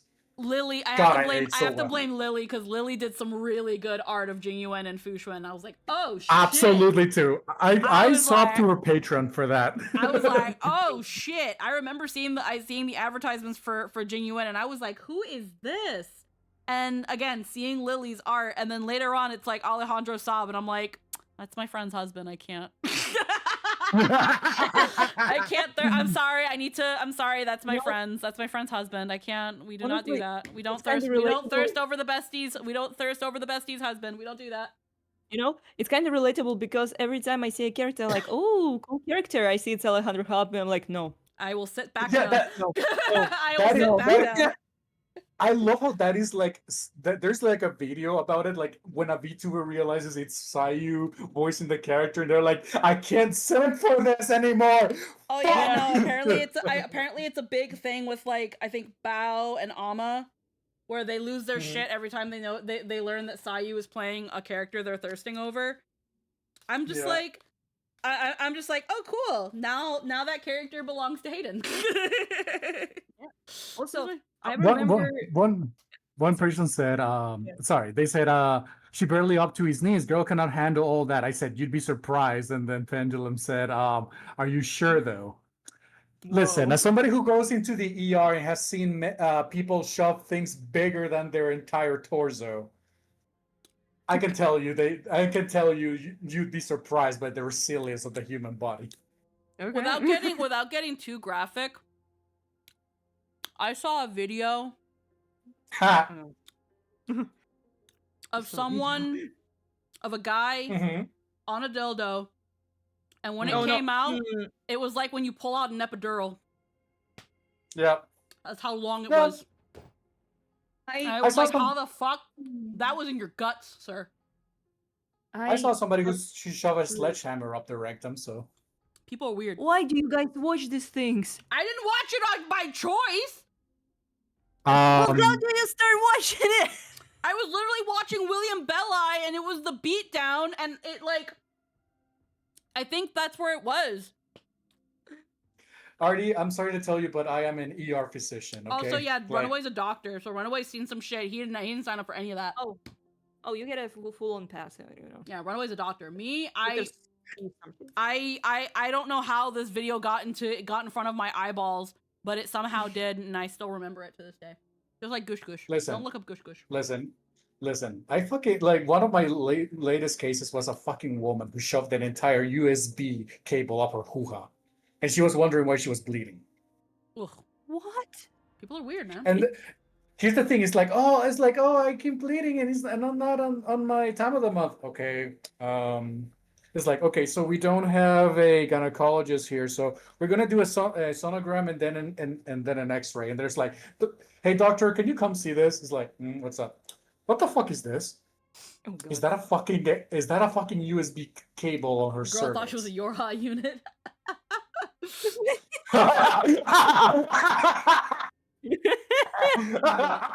That is not Girl was USB low on compatible. energy. That's why. It's bad. It's bad. USB-C stands for USB cervix. Oh no. The C doesn't stand for cunt, guys. Don't put it up there. So yeah, and then we was like, "What is this?" He's like, "Oh yeah, I did that, didn't I?" Well, Like, no you fucking forgot? shit. You And forgot? he's, why? Why? And why? Okay, so I didn't have like tampons. I'm like, Why? So you okay, stuck I don't a want. I USB don't. cable in don't. there? Yeah. So I don't know, and I don't care. I stopped listening. My memory's like, okay, you know what? We're gonna put you under, and we're going to remove that. Okay. Y'all mind if I So y'all I'm- mind if I scream? You'll mind. Hold on, I'm gonna put it in stream chat. I'm gonna put the meme. I'm gonna put the meme. Yeah, you don't mind if I scream? Yeah, that's me. That's me every time I go to that stupid fucking room full of people who are sick. You don't mind if I scream? I can't, but please let me. Let me see.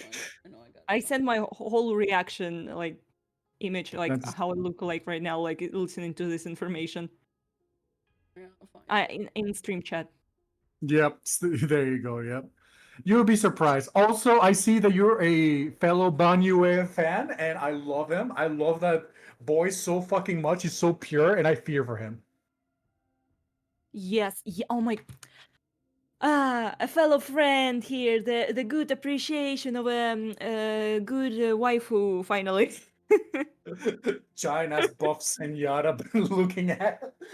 Yeah. Yeah. I found it. It's what I was dreaming for. You don't mind if we Don't mind. Yeah, that's me. That's me. Just a little, I also- the little cockatoo, just like, y'all mind if I scream? I also saw somebody who had a whole fucking lizard in their stomach. A lizard? Lizard. A lizard, like a tiny gecko. Like imagine your index finger, and it's that. Like, was it dead? It was by the time they arrived there because the stomach acids were already fucking boiling that Oh motherfucker. my god. That was so fucking weird. And then they asked me, it's like, oh, is this bad? It's like, no, it would have been bad if it was like trapped in your lungs and your pharynx and all that, but not. It went straight to your stomach. Oh my god. So no, that's dead. Is it going to do something bad if I crap it out? It's like, no. It'd be like, sir, there are animals that eat geckos every single day whole. It's fine. It's just, I really wonder why you did what you did. Yeah. They said that they were asleep and then they just felt like they were choking and then they felt like, and then they saw like the tail of a gecko come out of their mouth. Oh, that's So like That's a wild, horrible. so is it kind of like that fear of a spider being in your mouth, but this time it was a gecko? Yeah. Oh So my then God. we applied an ultrasound to see what's up, and it's like, yep, there it is. There's the skeleton. Oh my god. Oh my god. So, yeah. I think the person was traumatized. Like, I killed an animal. Like, Yeah, kinda. We mostly like applied anesthesia so they could calm down. They were having a bad time. oh no shit. Yeah, holy shit. Yeah, because honestly, the Casey was less about us treating that because there was nothing to treat, and more so like the trauma of it. Yeah, it's he got like emotional damage from that. But that's a problem for the comfort nurse. So I was just like, all right, go have fun. Well, my gonna job is die. done here. Yeah. And then I went to eat Chinese. Oh, what? Yo, And then I Chinese went to food eat sounds Chinese. so good right now. Chinese food. I was like eating Chinese people. No, What? no. And then I have not ate yet and then I indulged ate in. Shaoji. I have not yet indulged in cannibalism. I hope so. I would I mean, the absolutely hate to fucking wake up and then it turns out I ate a fucking gecko. Yeah. Yes. I would take They my just felt like mouth they were shut every choking fucking and all night. that. Here's the thing: they were like choking, and then they spit like the tail. And then they went because they were choking. They went to grab water Uh-huh. and swallow it down. That's how it happened. Basically, Ugh. that's how they told me. Oh. Because they felt like that. They needed to pass it. God. That's as horrific. Yeah, it is. It's not as bad as the fucking guy who swallowed a whole fucking like phone charger. Why? I don't know. Listen, he thought it was licorice. Listen. People just do the most absurd things. Just to give you one of the funnier ones, one of the less what the fuck. A man ate 40 slices of cheddar cheese. Yo, cheese is good though. No, like legit, they just like grabbed like the Kraft's fucking pack and they just started like eating them one by one. And they said, bro, I was so high, I needed something to eat. And then I had that cheese, so I was just like eating it like it was chips. And now I'm vomiting everywhere. Well, no fucking shit. And I'm just there like, I see. Alright, clean his fucking system. I just... Alright, apply some serum to clean him up and also apply an anti-swelling medication. Let him pass all that. And also give him a gastrointestinal aid. Alright, I'm done. Bye. I was like, I'm not touching that. Their stories remind us how easy it is to succumb to intrusive thoughts. Oh yeah, the ER is 75% intrusive thought patients. Because you know, as a surgeon, I go by with like, I'm here to save people. Somebody breaks their bones, they have their organs out, there's a rupture, there's something happening. That's why I am there. Yeah. But then I get like cases like this motherfucker. I was so high and cheddar cheese everywhere. I was just like eating it like Kraft, and then I felt like shit, and then I started vomiting, and I thought, oh, it's not so bad, but then I vomited again, and then I started vomiting for like the 4th time, and I said, I should call a doctor. This is why my OCs are all tired, and my body is also very tired. Because I have a de facto tired phase all the time. Oh yeah, I haven't pulled for Don Hong's light cone. Oh, you have to pull for the boy. The man. I don't. Well, he's given to us for free, so I already have him. It's his light cone I don't have. But hold on, but you can have it. I'm looking at where my pity is, because I think what the plan was is that I was gonna pull for the light cone, and if we're only at 2 fucking pity, and if we lose the 75-25, that at least means that Cyrenes is gonna be guaranteed. Hashire, Humamus. Oh my god. I just got reminded that was the last thing. I had a surgery like 3 days ago that I had to conduct on somebody. Yeah. It was mostly just like removing some cysts from someone's liver. It was not at all like a complicated thing, and it was not life-threatening. The problem was, you know how like sometimes you just remember stupid shit, or like you have intrusive thoughts? Like at the most random of times. I was like opening this man's liver and removing everything, and all I hear is Hashire, Humamusume. Good job.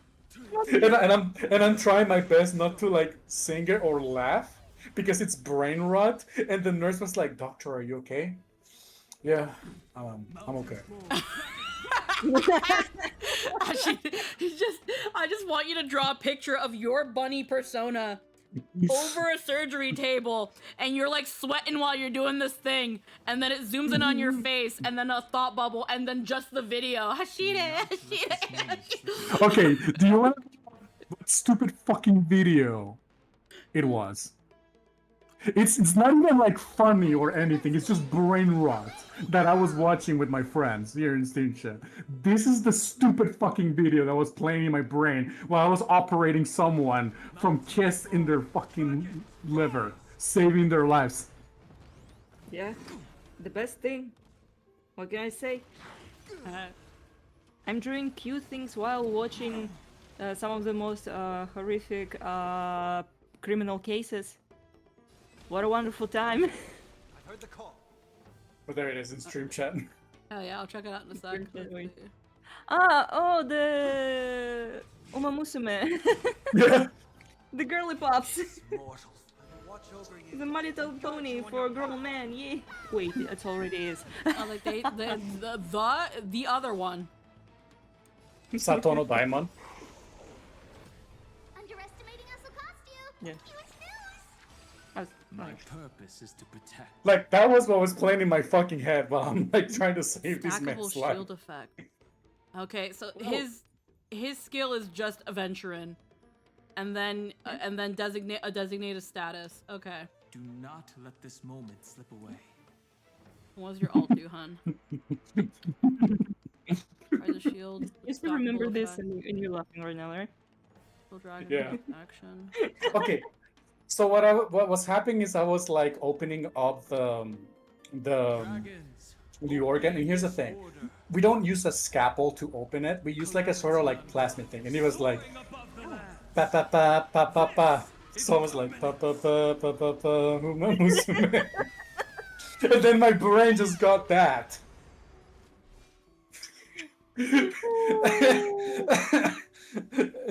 And I was trying my hard not to like laugh. They just saw me like close my eyes. And here's the thing: when you are in your full-on surgeon vest, you have everything covered. You are taped with plastic, and then you're wearing a mask, and even your hair is completely covered. So they just see me like close my eye.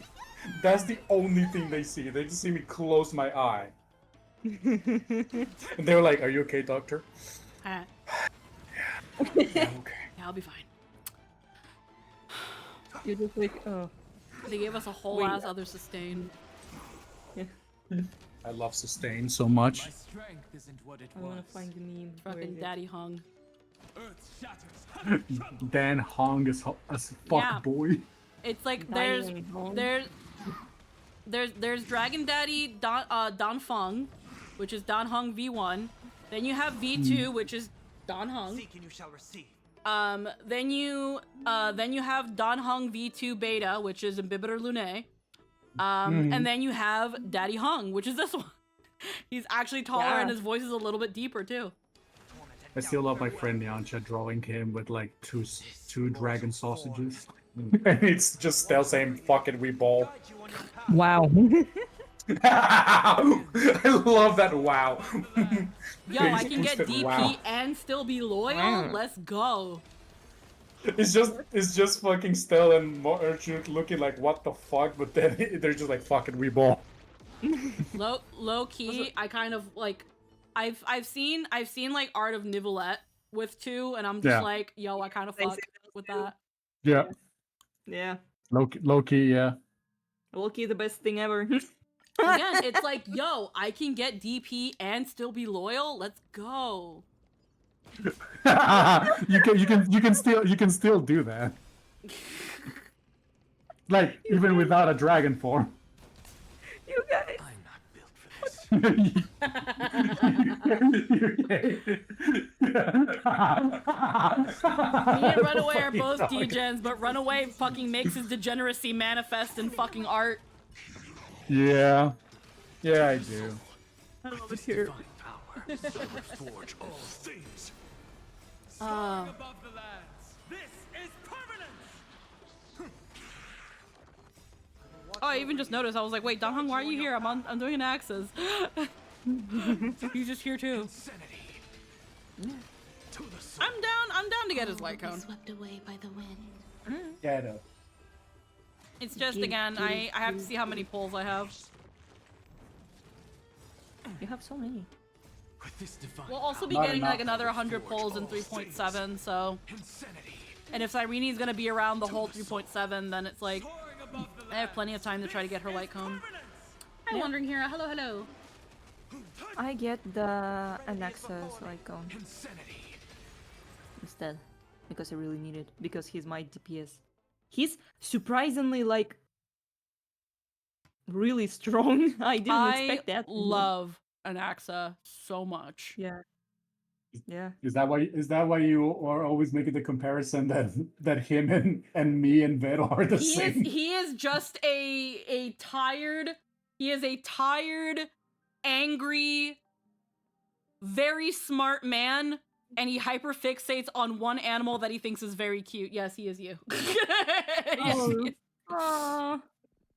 It doesn't. It also doesn't help that he only has one eye, like I do. Yeah, he also only has one eye. Yeah. I also What's like I'm him like, because he's green.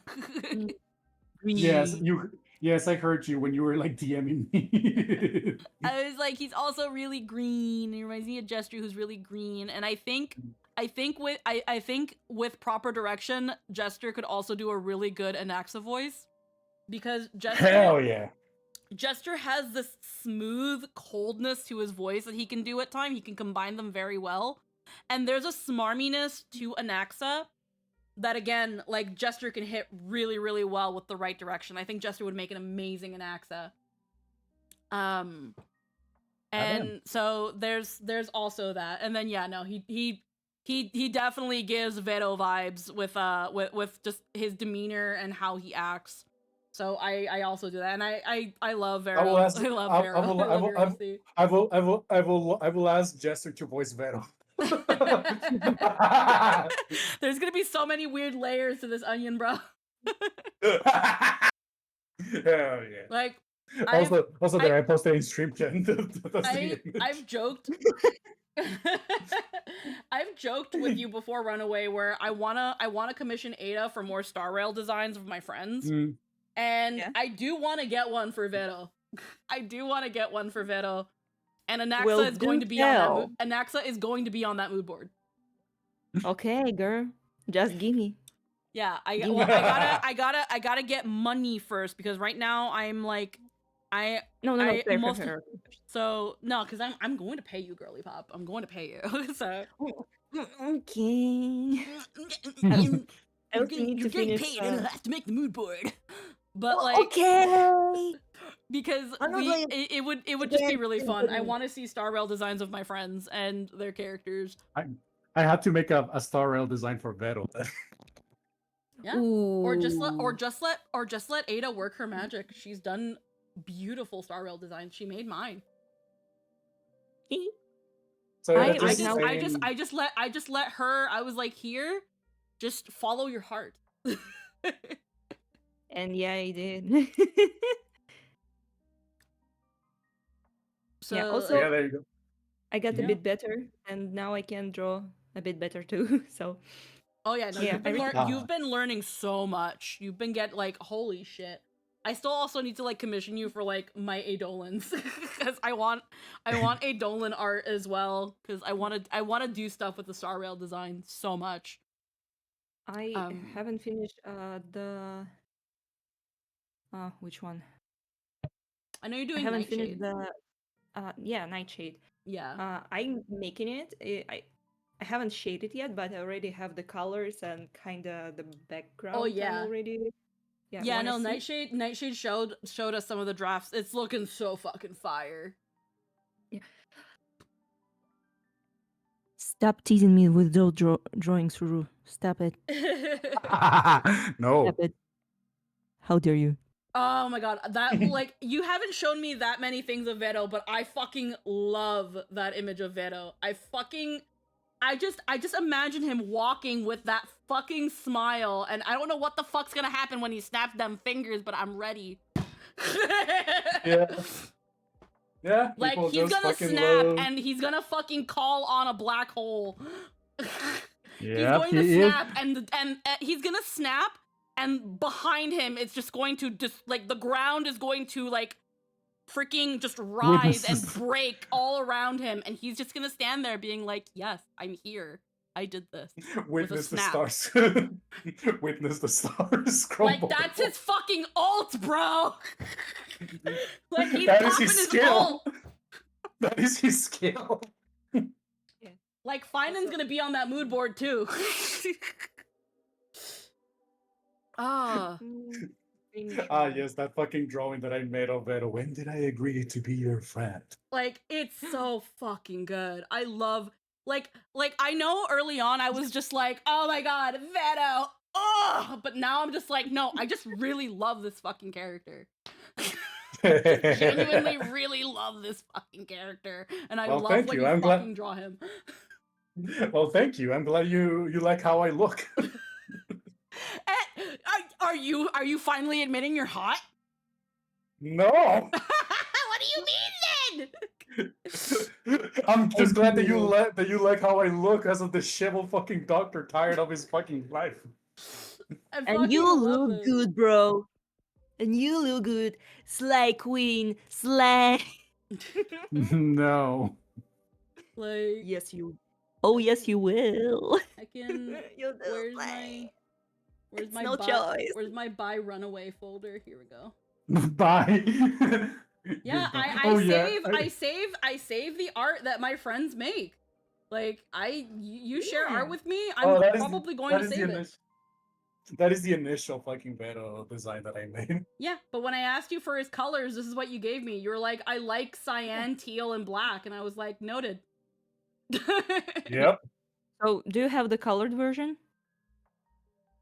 I don't Asking think for a friend. I don't think this is the only colored anything of Vero I have. Yeah, I have not done a full Vero illustration yet.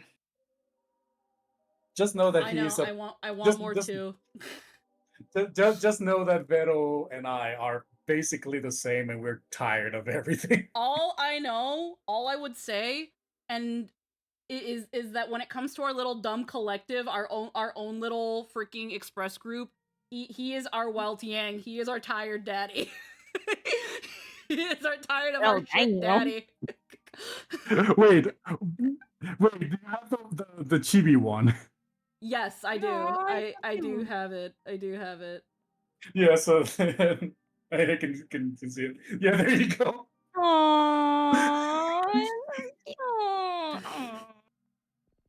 I'm totally gonna draw this character. It's so Every good. day I can see the sun, but I can't feel its warmth. What? Its warmth never reaches. What? I can't. Every day I can see the sun, but I can't feel its warmth. Oh my god. That is Vero, basically. He's just tired of everybody. He smiles because he has no other option. And at this point, my face is de facto smile because I always have to do so at my work because they told me, hey, you have a very stern face and like patients are complaining, so you have to like smile more. Oh god. So I am stuck with that expression basically. Damn. It's like, okay, I'll smile. I won't enjoy it. Yeah, that's what. Hmm? No, just No, that's- Grant says also runaway. Terrible question. What is the terrible I'm waiting. question? I'm waiting for him to write it. How do you just divide the face from top or from the hairline? How do you divide the face from the top or from the hairline? I don't know how to answer this because I do it by the skull. Yeah. It is how you do it. I draw the skull first and then I draw like the face on top of it. Very, very sergeant of you, you know? Which is why I'm like, I can't draw anime because like the eyes are the same size of the sockets and that trips me out.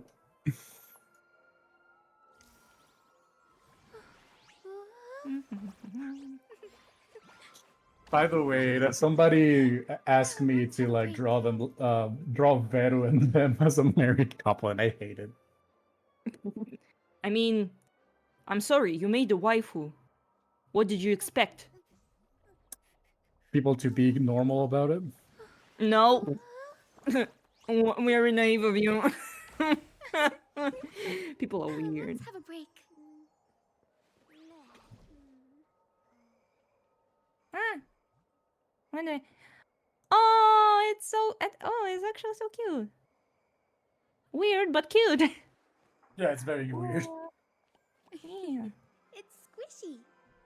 Also, a lot of people don't understand that Vero and I are big. I'm 186 centimeters, and it's like 6'1", 6'2". Show off. It's squishy. I'm short. Show off. Oh no, I am. Show off. Oh, show off! Oh, show off! Okay, I Yeah. thought I thought you were like, yeah, right. You were that tall. I'm like, no, I am. No, I'm being like tall people. I'm totally not jealous of your tallness, you tall people. What happened, unironically, is very funny. I was very malnourished as a kid, so the moment I got adopted, my mother just like kept feeding me during my like stretching period during puberty, so I just grew up a lot. Oh, I just grew fat. Oh. That's another thing. I was like, I don't like being so scrawny and like having a little bit of belly. I'm going to make exercise. And my exercise was just like digging holes, picking up buckets and other stuff, and I just gained muscle out of that. I am a dwarf and I'm digging a hole, diggy hole, Yeah. diggy. Normal. Yeah. The mental picture immediately hits you, just bashing the skull against the paper, going, nailed it. Yep. Yeah, I don't particularly. I guess I draw it from the hairline, I guess, or no. The first thing I draw on the face is the nose, ironically, because that helps me center everything. Yeah. I kind of go for the silhouette, honestly. Also, the scars that you see on Vero, those are actually real. Those are like my scars as well. So it's literally you. Yeah. Yeah. Hold on. I actually have those. I actually have all those scars in there, including the one in the chest. That's from my transplant. You know where I got those scars? Cat. At the fucking real. Oh, I don't have the. Because- I didn't- Yeah. I'm listening to you guys. I was just also eating cheese. Jeez. Oh, speaking of that, I need to go BRB because I promised I was going to make cookies for the ladies in the house. Cookies. Ladies in the house. Yep. Chocolate chip ones. They won the chocolate chip ones, and my sister wanted some M&M ones. Oh. Ooh, that's So I gotta make 2 batches. So I'll be right back. Yeah, of course. I'm trying to And find. you'll have fun. Yeah, of course. Anytime. I'm trying to find that one picture of Runaway where because he draws himself nowadays. Because if I'm remembering how it went, he had an OC that represented him, and people were thirsting over it. So then he was like, okay, well, this character represents me, so that's a little weird. So then he created Vero, so that people can thirst over and get art done with that OC, because some of his friends really wanted to boink that OC. And then it started happening with Vero. So now he draws himself as a rabbit. Damn. Also, because he also really loves bunnies. And I'm trying to Wait find. for furries. Yeah. I'm trying to find. There's this one art. He still sometimes draws himself as Vero, because there's this one art where he has like him and like his mother and sister, where they're making fun of him and calling him old. Oh, that's cute. And that's another colored Vero. It's just not a full body. Let me see. I'm gonna try to find the bunny. Oh wow. Oh. So these are his mother and his sister. Yeah, it's supposed to be like a depiction Damn. of his mom and his sister, and they're making fun of him because he's old. Damn. He's only the same age as I think he's like 1 year older than me, so he's only like 33. Mm-hmm. I'm Yeah. trying to find. Get that one. Everyone is like in their 30s here, and I'm like, should I be here? It's okay. Yeah. Well, I'm still like I'm adult. Yeah, exactly. I'm 24. Exactly. Yeah. I'm 24, depressed, anxiety. I am adult officially. Welcome. Now all you need is the back pain. Oh, I have already. Oh hell yeah! Welcome to the Thank you. team. Thank you for being an artist. Now I have the back pains. Yeah. Hold on, I'm still looking Also for weird the one sleeping movie. positions because I'm not sleeping okay. I can get asleep in one corner and woke up in absolutely like parallel from it. Yeah. Okay, I found another cute picture of Runaway, but in his like little bunny form with his mom and his sister. And this was also for his birthday. Oh, it's so cute. No. But I'm trying to find there's a specific one where I think it took place after his surgery. And it shows him as a bunny and he has the little scar on his chest and he's holding an IV and it says VTubers on it. And I think it's really funny. Yeah. I'm trying to By the way, I just wanted to ask about the thing before that. So Lily, the artist, you was talking about the Kinkimation, right? Yes. Yes. Yeah, yeah. By the way, I recently draw one of hers Pokemon girlies Oh, design. hell yeah. Yeah, she didn't see it though, but I kind of like it. Wanna see? Oh, yeah.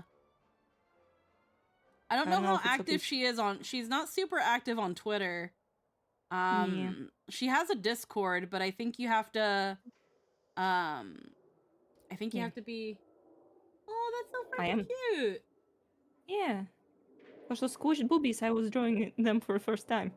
Oh, hell yeah. Yeah. I tried really hard. Okay. It was great, but I just like it how it's just a pink. It's a pink thing. Hell yeah. Pink thing. Yeah. I like that pink things are actually like know each other and yeah, I'm sure she if she didn't see it, it's probably because again she gets tagged in a bunch of things too. Probably, okay. Where yeah. the frick? Okay, I can't find it. And the phone, looking through media on the phone sucks. For some reason, I kind of drew his character traumatized. Oh. He looks kind of traumatized, like these dead eyes. Let me see if I can find it a little easier here. I know I'm pretty sure I've seen it in his main account, but it might also be in his backup.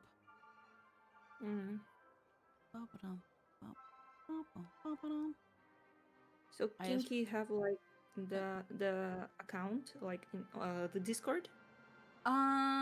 She does have she does have her own Discord server. Yeah. Oh, no, not this one. She does have a Discord account. I don't know if there's I don't know if her Discord is like open. It might be. I feel like it would be. But there's definitely she's a lot more active on her Discord. Okay. I will post it there. Yeah. I just don't know how to get to her Discord. Yeah, unfortunately, it's I didn't know she had a Discord because most of the time no links for Discord is there. Yeah. She hasn't updated a lot of her links on Discord. Yeah. Where the heck? Okay.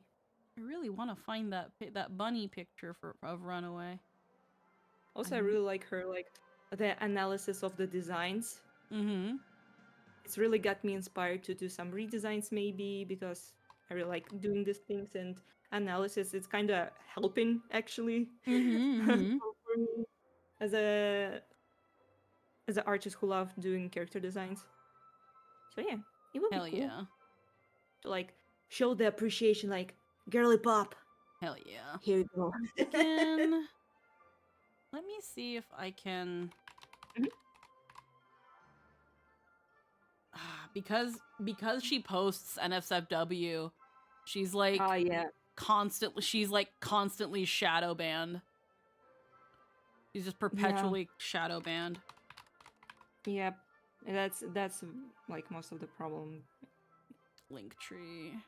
Because even my friend who doesn't do the NSFWs, she Mhm. still have like problems with Yeah. Discord. Some you just that. get fucking Yeah. see. About save Also, emojis.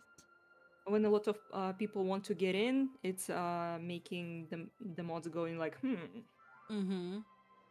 too active. I see. Is there a way to invite people? Add a friend, ask someone with permission, invite permissions. Yeah, I think you have to subscribe to her Patreon to get into the server. But once you're in the server, you're in the server. So like you don't have to continue being a patron of her to stay in it. I'm pretty Unfortunately, I have monies, but No, that's- Patreon isn't available in Russia anymore. so- Yeah. Okay. Yeah. If she sees it, she sees it. It's fine. Yeah, I feel like at some point she might make her Discord. It's because her Discord is 18 plus, and you technically can't advertise it. Mm-hmm. Yeah. Which is fair. Yeah.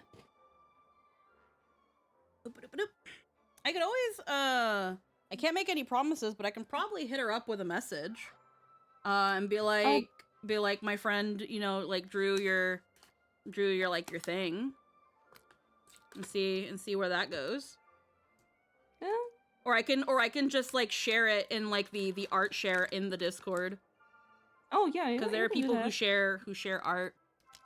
Yeah, I just don't want to be like too much trouble for that. I just Oh, I getcha. No worries. I can. It'd be easy to just plug it. Just send me a link to it, and I might be like, look what my friend drew on the Discord.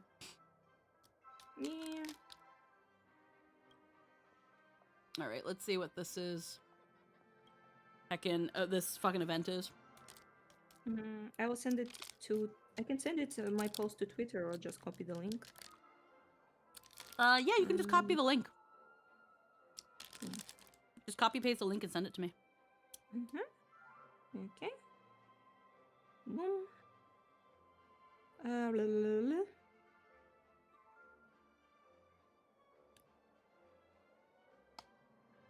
I also kind of like don't want to be too noisy about it. Like, No, you're fine. There's an art sharing channel in her thing, so it's like it's Pokemusu talk. Yeah, I think I really would like to have like the talk about some Pokemusus and stuff. Yeah, because I'm passionate about designs, especially pretty girls' designs. So I would be like in serious conversation, like, yes, this design detail makes a lot of sense. Perfect. 10 out of 10. Yeah, so I can easily be shared. I send you. Hell yeah, I'm gonna just do that right now.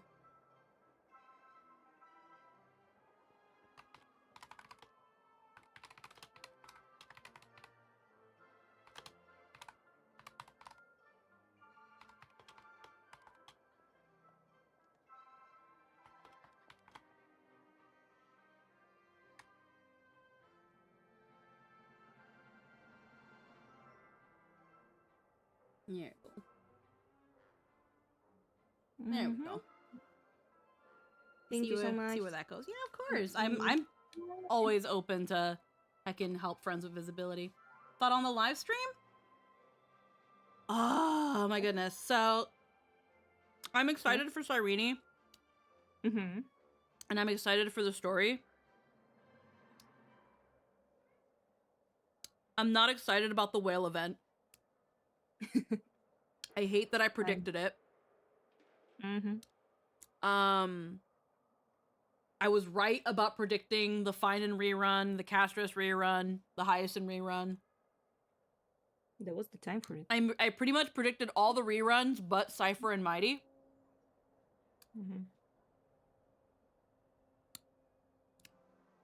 And I'm just really sad we're not getting any skins. Especially for Trailblazer. And that's why Cyrene is E2 bait. You say that, but they didn't even talk about her Eidolons. So I don't think she's a Dolan bait. I think Oh. Hoyo is well aware that she is probably going to make them money, but there's a little bit of worry. And that's why her banner is running longer than normal. And they've attached a whale event. Mm. They feeding the whales. They didn't have to because they used E6 in the live stream. I'm going to tell you right now, Saridra, with all due respect, I don't know you, you just came in. Again, welcome. If we're going to talk about meta builds and shit like that, I don't give a fuck. I pull characters because I like them. Yeah. I pull light cones because I like the characters. Mm-hmm. And my goal isn't to E0 and get the funny number. Mm-hmm. I'm sure she will be just as fine out of the box. I have seen Yeah. people I have seen people do the newest hard mode content with 2 stars with E0s. You don't need Eidolons. Just get good at the game. Easy. Just get good. At least good relics. And good understanding of the team building. Yeah. Honestly. I don't care for meta, but majority PF players probably can't use the full potential of Cyrene. And that's, again, like, the Eidolons are just if you want a broken character. But you don't need them. They'll work just fine outside of the box. Mm-hmm. What Cyrene is, she's not Eidolon bait. She's waifu bait. They're banking on the popularity of Elysia, the popularity of Elysian Realm, and the Impact Third players. They're really banking on them coming to play this game for the second coming of their waifu. But just in case, in Impact Third, they also released a new skin for Elysia. And made an event around Elysia. So they know what they're doing. They absolutely know what they're doing. The fact that they really hard leaned in on Cyrene being like a bride. The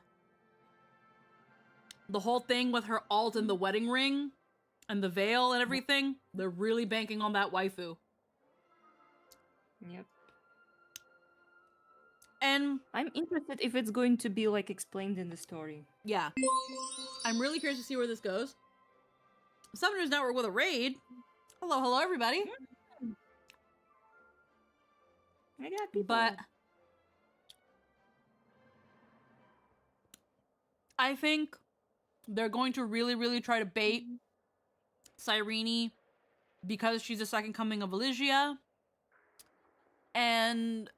But they're also a little worried that she might not do as well as Finan did because of how late she's arrived. But just in case she does hit really hard, they also throw in that whale event in the hopes that it's able to get more money. Especially with the fact that if you do everything in the whale event and you get that cosmetic, now her alt becomes essentially a celebration of how she's your wife. And some people will want that. That is completely fine. My main disappointment with the whale event is that as much as I wouldn't have liked it, this would have been the great time to put in Trailblazer skins. They could have given us an Amphorius outfit because we have literally a relic set that in-game lore-wise is the outfit Aglaya made for us. They could have made that a skin. They could have given us that skin for completing Amphorius. And in the whale event, you get a Penacony outfit and a Eurillo outfit. But they didn't do that. Imagine a Eurillo outfit. But they didn't do that. Not even right. And I'm really upset about that. Because we've been wanting skins for the Trailblazer for so long. Yeah. And still want it. People still want it. And modders have shown that it's not hard. Yeah. But here we are. We get a funny cake cat on our head. We got a copy-pasted asset on our head, a wreath, and a mem hat. And the mem hat is cute, but not... I'm not spending money to unlock that shit. I don't care. Yeah, who need that? But... already spending money to sometimes get a character and the light cone. But it is what it is. Yeah. Which is why I don't play gacha games, aside from this one. I enjoy the story. I'm here for the Yap Fest. I'm here for the characters. I'm here to cry. Yeah. And that's it. I do take time to learn how to build my characters. I'm not the best at it, but I'm able to clear content. And if I can clear content, that means I'm doing a good job. No Eidolons required. Yeah. I don't even try to get Eidolons because even if I get like the... how's it called?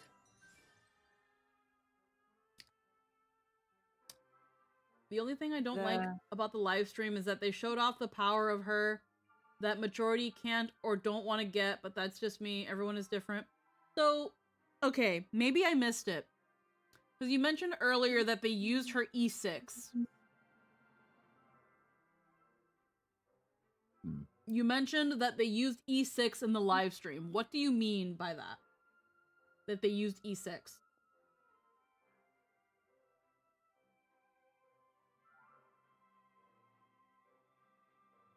Because I might have to look back at that part.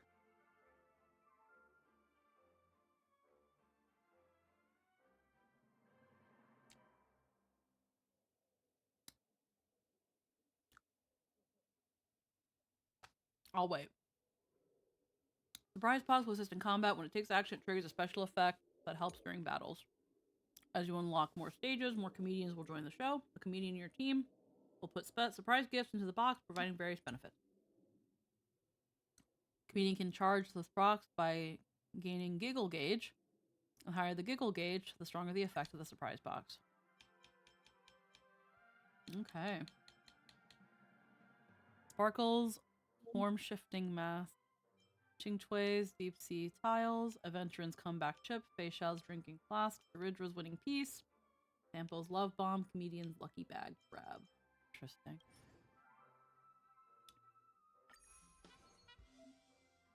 Different stages will feature different comedians,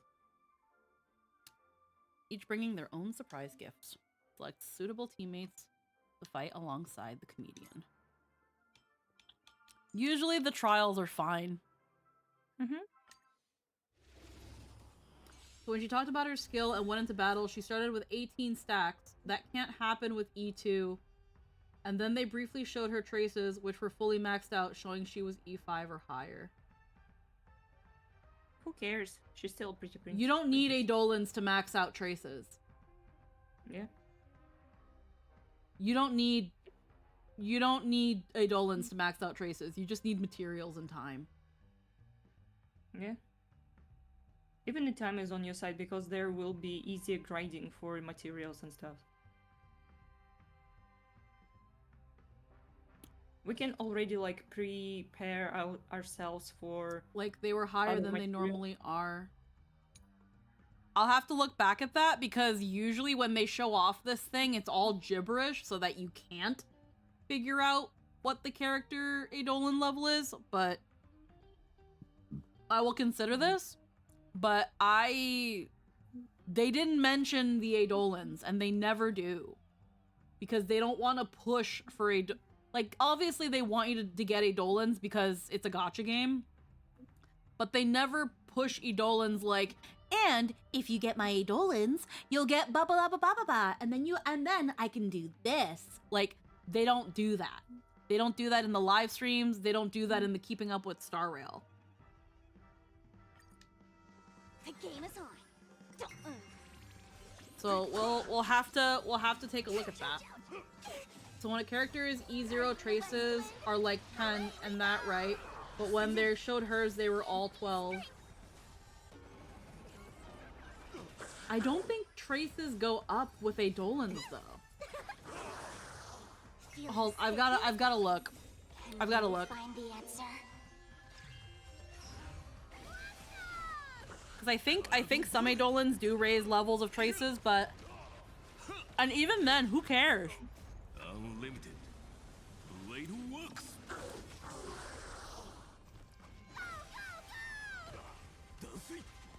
Get that. Send them. Fiends or devils. So I'll have to look at that then.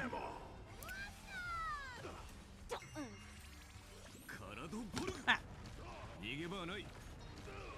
E3 and E5 lets traces go beyond their normal levels. Okay. I still don't see how that is supposed to be a Cyrene's bad out of the box. I don't understand that.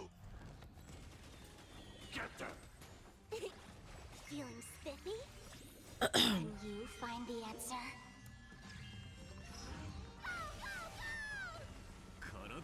Like, if you don't want to pull her Eidolons, you don't have to. Blade works.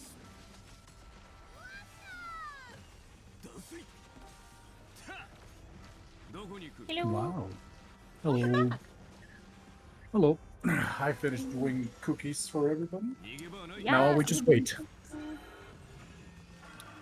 I love how my sister, being the little gremlin that she is, she sneaked behind me and then just grabbed the spoon that I was making the cookie dough and then just went to her room, locked herself, and then he's like, "It's mine!" Also, frickin' Runaway, I don't have the picture, but the drawing you did of you as a bunny with the IV that says VTubers on it, Hmm. I couldn't find it. I like Oh, it's that probably one. because Elon Musk hates me. No. Oh, this bitch. Yeah, that is like what, 4 years ago. So despite consider like all that every time I tweet something, I just put like Meru's face from 100 Girlfriends. Yeah, that was all I kept seeing. I'm not saying she's Yeah, I love- bad at all. I I love just her. don't think it's fair to the people who can't get her Eidolons to be at the same level they showed her off at. I mean,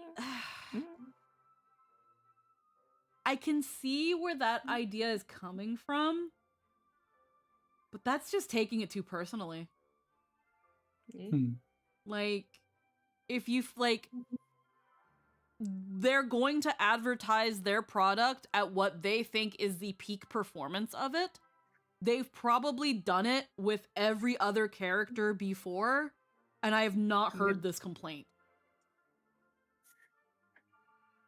I always heard those complaints whenever the new character will coming out. It's like, oh, they're pushing the Eidolons. I'm sorry, it sounds like that. And it's but like, well, yeah, they're trying to make money. They want you to pull for Eidolons.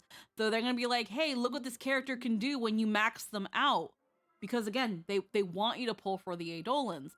But to be like, well, that's not fair to the free-to-play players. They don't care about the free-to-play players. Nope. Like, this ain't news. Here you Also, go, Squackers. I posted in stream chat. Yay, I love this Yeah. picture. Also, I drew you fan art. What? Oh God, I love the one on the right. That's simp bait. It's I my love the one on character. I love the one on the right. I love it so much.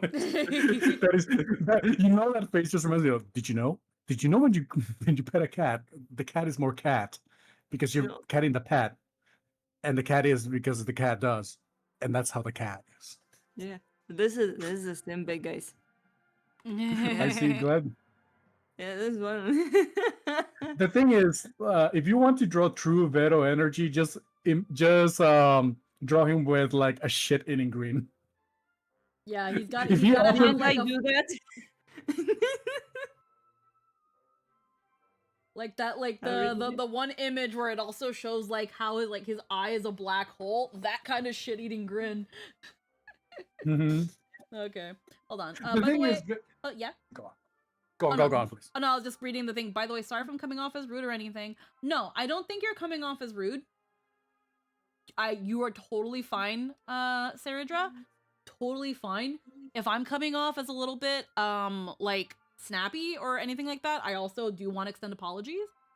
It's mostly because I feel I feel like if the company wants to advertise the character for their game at E6 S5, they're going to. They want you to pull that. They want you to do that. Like at the end of the day, the gacha game has to make money, or is made to make money. So they're gonna show you, hey, you know, yeah, you could just get Cyrene out of the box and give her relics and stuff and call it a day, or you can essentially skip half of the work, max out her Eidolons, and she's fucking busted. They do that probably with every freaking character. I'm almost sure that they do. So then to say that, well, them using E6 S5 for the promotion for Cyrene is dishonest. No, it's not. It kind of isn't. Like, would it be nice if they were like, character is at E6 S5? Yeah. But they're also kind of, it's kind of this sort of like dishonesty by omission, where they're not saying that the character as they show her is out of the box. It's if you max her out. It's kind of like when Keeping Up with Star Rail shows off the characters, they talk about, and if you open up this trace, then you know you also get this benefit. Like it's that thing of that's just how they're going to promote the character. Because again, yeah, you can just pull her out of the box and go off with it, but they want to encourage Eidolon pulling, which unfortunately, again, Eidolons in and of themselves, same thing with superimpositions, are not free-to-play friendly. And we've been known this because, again, while they don't want to chase away free-to-play players, that's not who they're catering to. And the whale event is the perfect proof of that. Cyrene is unfortunately, like Castorus, going to be a whale unit. It's a unit they're expecting people to whale on. Because of who she is, what she represents, what she's inspired by, and who she is in the overarching story. And to expect Hoyo not to do that is very naive. Yeah. What are you saying, Runaway? Once the game is free, you literally have a choice not to pay. Yeah. Don't pay. What are you gonna say, Runaway? I forgot. Don't worry about it. Okay, no worries then. Also, here I was looking into my fucking likes, and this is like a fan art that somebody made of me. Yeah, I saw that.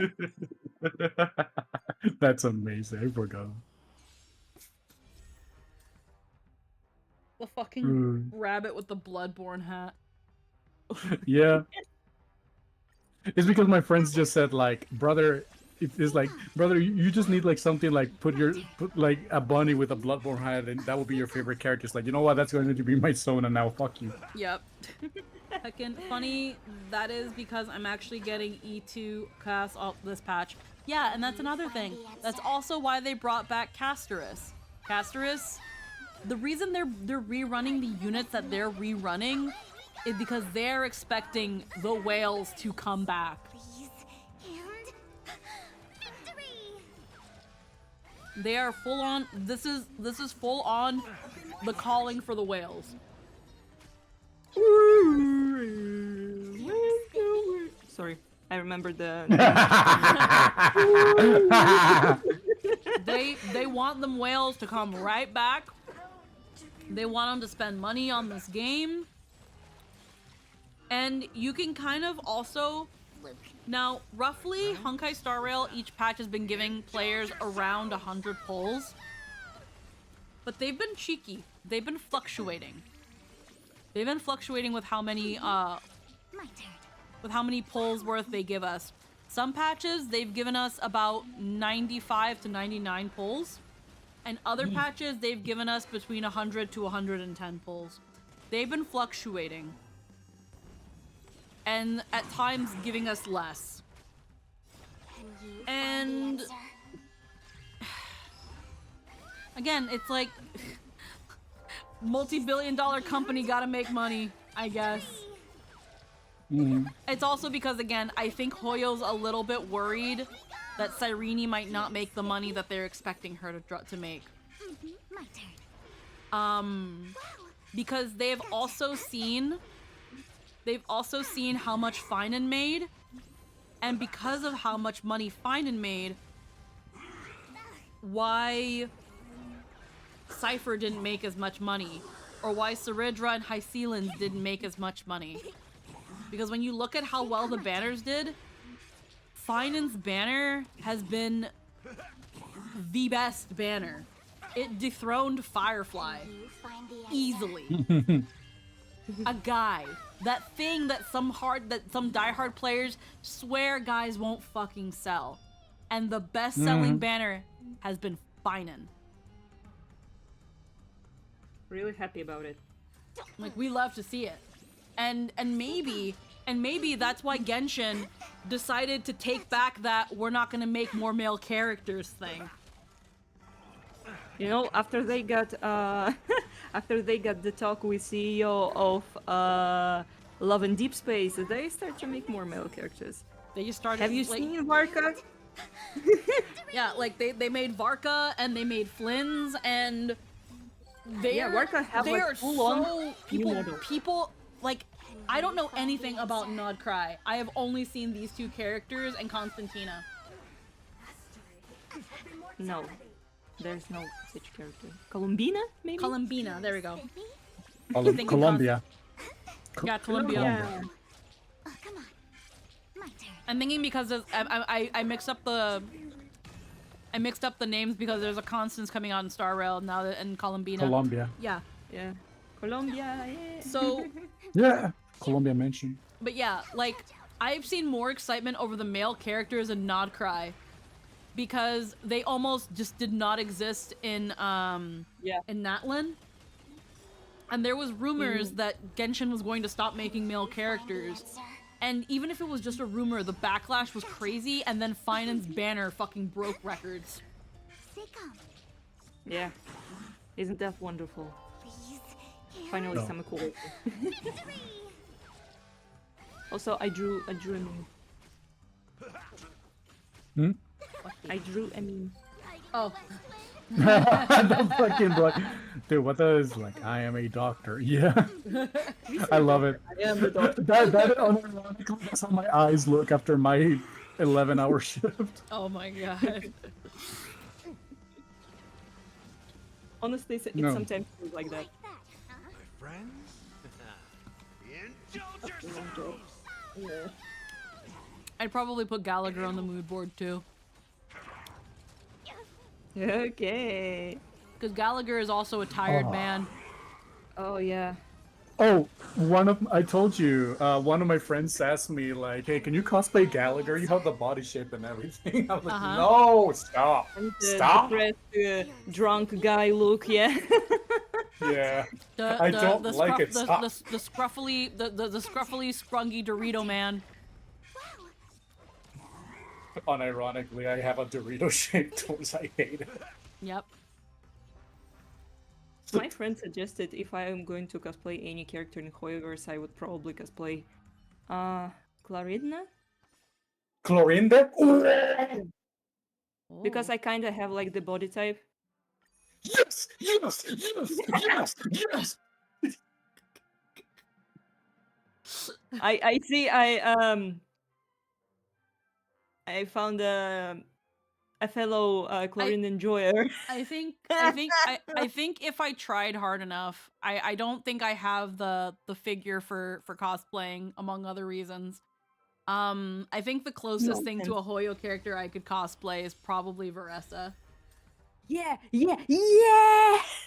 Just the fat the fat cow wrestler. Or maybe I'll take it off. So what? She's cute, she's adorable, she's a pink thing, okay?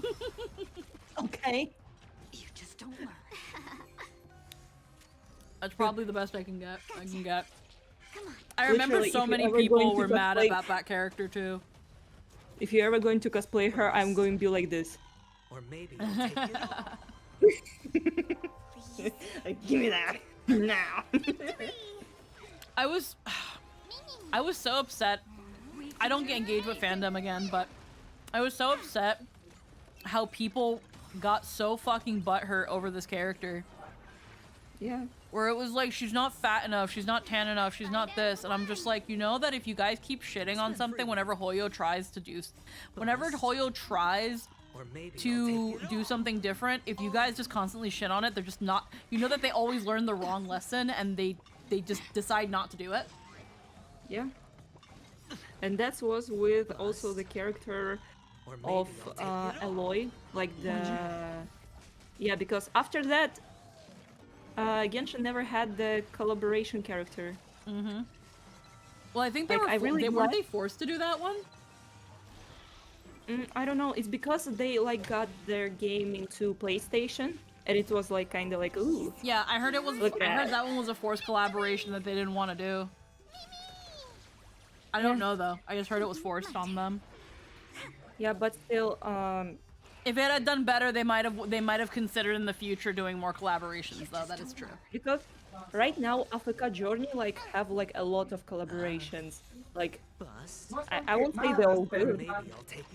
Huh?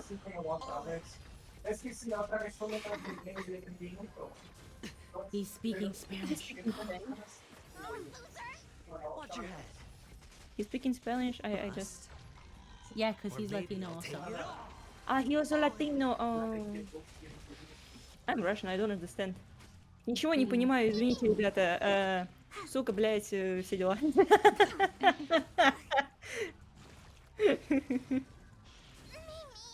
Sorry guys for the cringe. No, it's fine. It's just it's funny because we never hear this little window into Runaway's life. Yeah. Fight as one. I never really speak to that guy, so surprises, surprises. Yeah, I think he's away enough from. Oh, I heard him blinking. So I'm blinking. But yeah, I saw people talking about this character, and then people were redesigning her and making her like. People were making her fatter. Mm-hmm. Well, and I liked how some people were making her more tan because Natlan was definitely inspired by like Polynesia and Latin America and Africa and things like that. So I totally understood why people wanted to make her darker. And yeah, I didn't really agree with people making her fatter. Yeah, because also she like She's has an really athlete. fast metabolism because she's really active. Yeah, all the time. she's really active. She's a pro wrestler. If anything, instead of making her fatter, they should have made her buffer. But the logic they kept using was, well, she's a cow. Yeah. And it's like, also, okay. She was inspired by. Yeah. She was inspired by body types of the female wrestlers in Japan. Exactly. Because with those costumes and stuff. Exactly. Like before I have the context of the design, I was also like, huh, what the fuck? Yeah. But after the story and stuff, I was like, oh, that makes a lot of sense. Yeah, she was inspired by Asian female wrestlers who are still petite, but they're toned and buffer. Yeah. They're not And I really fat. Yeah. And it's that thing of when you're constantly working out and building muscle, you are constantly hungry. Yeah. You are hungry. You need to eat. You need calories. So Yeah. them being like, well, Also- she's a cow, so she's fat. Like, cows aren't fat. They're muscly. Come on, we eat in cows. We don't eat fat. We eat muscles. So it was that thing of and it became this thing of in saying that she wasn't fat enough and accusing Genshin of hating a specific body type, they end up hating and erasing a whole other female body type that is just as hand-waved as being fat.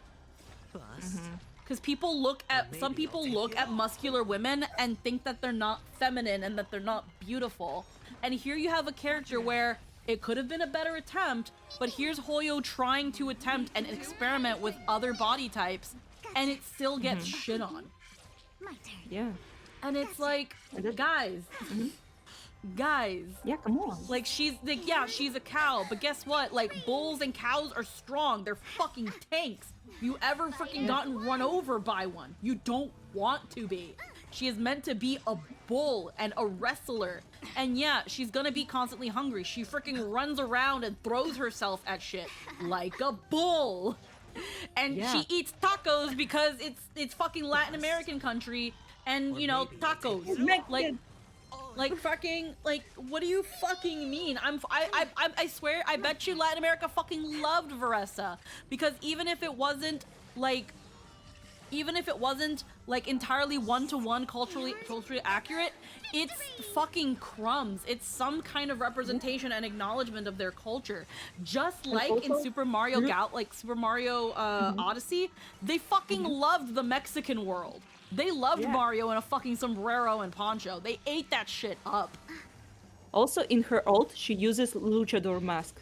Oh yeah, no, she's a reference to Asian female wrestlers and lucha libre. They love that shit. Yeah. And she literally can kick people with her butt. Mm-hmm. Hell yeah. They give her the butt. Use it, girl. Yeah, so I was looking at her and I was like, honestly, like, aside from like a little bit more of a belly, because I'm much curvier, my body type wasn't that far off from Veressa, and people were shitting on it. And I'm just like, guys, this is a body type. Or maybe I'll take it all. Also, she's kinda the best Electro character right now, like Electro DPS. Mm-hmm. She's one of the best right now. She's like, finally. Yeah. Yeah, She's one of the best. She's meta. It just made no sense to me how like people were so quick to jump on something without understanding the whole picture of what they just saw a character that Hoya was like, yes, this is our more like our more meaty body type for females. And yeah, it could have been better. But yeah, of course. You gotta fucking let them work at it. Unfortunately, and we've seen this with all types of video games. Whenever the game designers try to do a fat character, a dark-skinned character, they go through the phases in the process, and as they're trying to get approval, they have to make them skinnier. They have to make them lighter. We saw it with I think it was Tekken. Or like this one. It was a fighting game where there's a character where she's super dark. Oh yeah. And her final character is much lighter. But like game designers have realized the hack of, if they want to get a character to a certain darkness, they have to make them 10 times darker in the beginning phases. Yeah. At least to have some melanin in the end, because some of the other characters of the concept in Genshin, they already have like much darker skin. Or maybe I'll take it all. But the final design looking like that, it's unfortunate because also some of the characters with dark skin, they doesn't sell too much in China mostly. Unfortunately, again. Also, they doesn't promote them as much as I seen, at least, because a lot of people saw like a design of the Kandakia. Sorry, in English it's Cadence or something like that, but her name pronounced in Russian like Kandakia. So she have really beautiful design. Let me show her. Or maybe I'll take it all. There've been some very lovely. Yeah. The only design I want to redesign is freaking Escoffier, because it's like literally a sex costume of a chef. I'm sorry. Yeah. I've heard her design get universally shit on. Yeah. That's perfect. But I also have her. Well, how do you feel about Veressa though, Lenaway? The cow? Yeah, the cow. I just think she's McDonald's.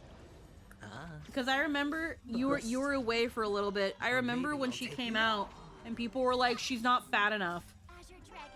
I really don't care about it because, like, first of all, she runs way too much to be fat. Exactly, and she's a luchador, and she's based off of like freaking female wrestlers. Mm-hmm. And people were like, she's not fat enough. She's supposed to be fat because she's a cow, and it's like, cows aren't No. fat. Yeah. Also, Kandakia, look. She I- has I a like- beautiful design. I like Varese, but I'm biased because she has braids. Oh yeah. The only way she would be better, she has braids. Hair braids. Braids. Okay. Yeah. Right. The only way I would be more biased is if she had like overalls. Yeah. No. Honestly. Yeah, sorry. But also Scofier is like, yeah, I saw that, and I'm like, yeah, that's just sex. Sex. Yeah, it's Sex kinda- brutal. It's not even sex. It's kind of Brutal. no. It's more of a Sex brutal. I'll let y'all debate while Fei Xiao fucking zooms around the field. I'm listening. Yeah. Sex brutal. No, нет. Wait. Sí, el sexo brutal.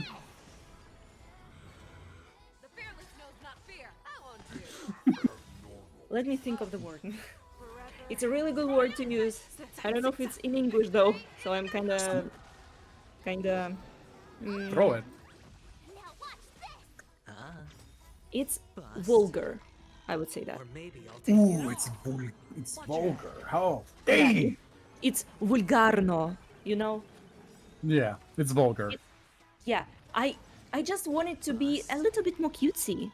It still can be a body, but the naked back as a chef. Naked apron. Come on. Naked apron.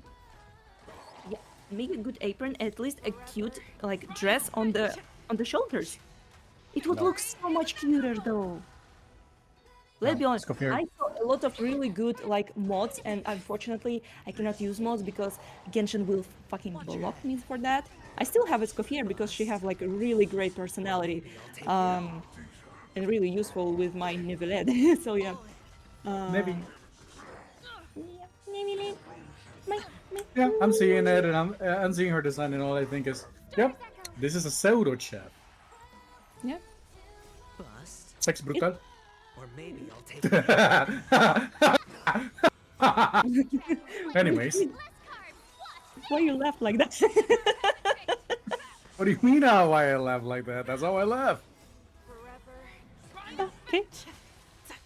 I mean, if I left like I do at like my workplace, I'd be like, people feel awful whenever I laugh at their jokes at work. I'm like, huh? It's like the smirk, the one that you feel like it's the pity one. That's why here in the Den of Degeneracy I can laugh like I normally do. No, your voice was kind of so quiet, and then you're like, ah! I was like, Yes. what kind of- Well, thank you. You activated my neurons. It's like when they told you, "Hey, you have to cosplay Chlorinde," and I was like, "Yes, yes, yes." Or maybe I'll take it off. I don't know. Should I? Just so you know, I was dating somebody at that time, and they asked me to cosplay Zhongli for them. Oh wait, no. You know, when you're dating someone, it's a normal thing. Yeah, but the thing is kind of funny because they just kind of were like, "Hey," it's like, "Oh, but Zhongli would look good on you," so I went and I made the cosplay myself, and I unironically diet for quite a while and did a lot of exercise to have his six-pack. Whoa, you got those stones in you. You know. Okay. I did because I had like the body, the muscle, and everything. I just didn't have the six-pack because having a six-pack is too much fucking work. Yes, it is. It is. It's I'm awful. trying just to lose weight, so yeah, it's hard. But yeah, I did it, and they were just so happy. I remember. They went and put on like a very normal fast cosplay of of Lumine. Ah, I love Lumine. And they asked me if we could like go around, and I was like, yeah, sure, whatever.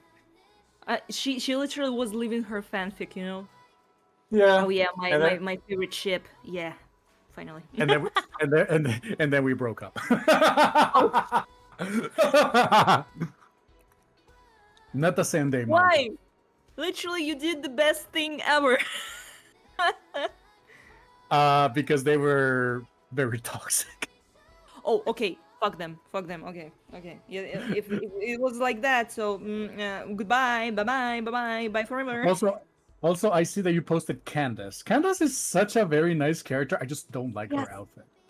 I like her personality. I see that you can like, I see what we can fix, especially this weird goop thing that's covering her.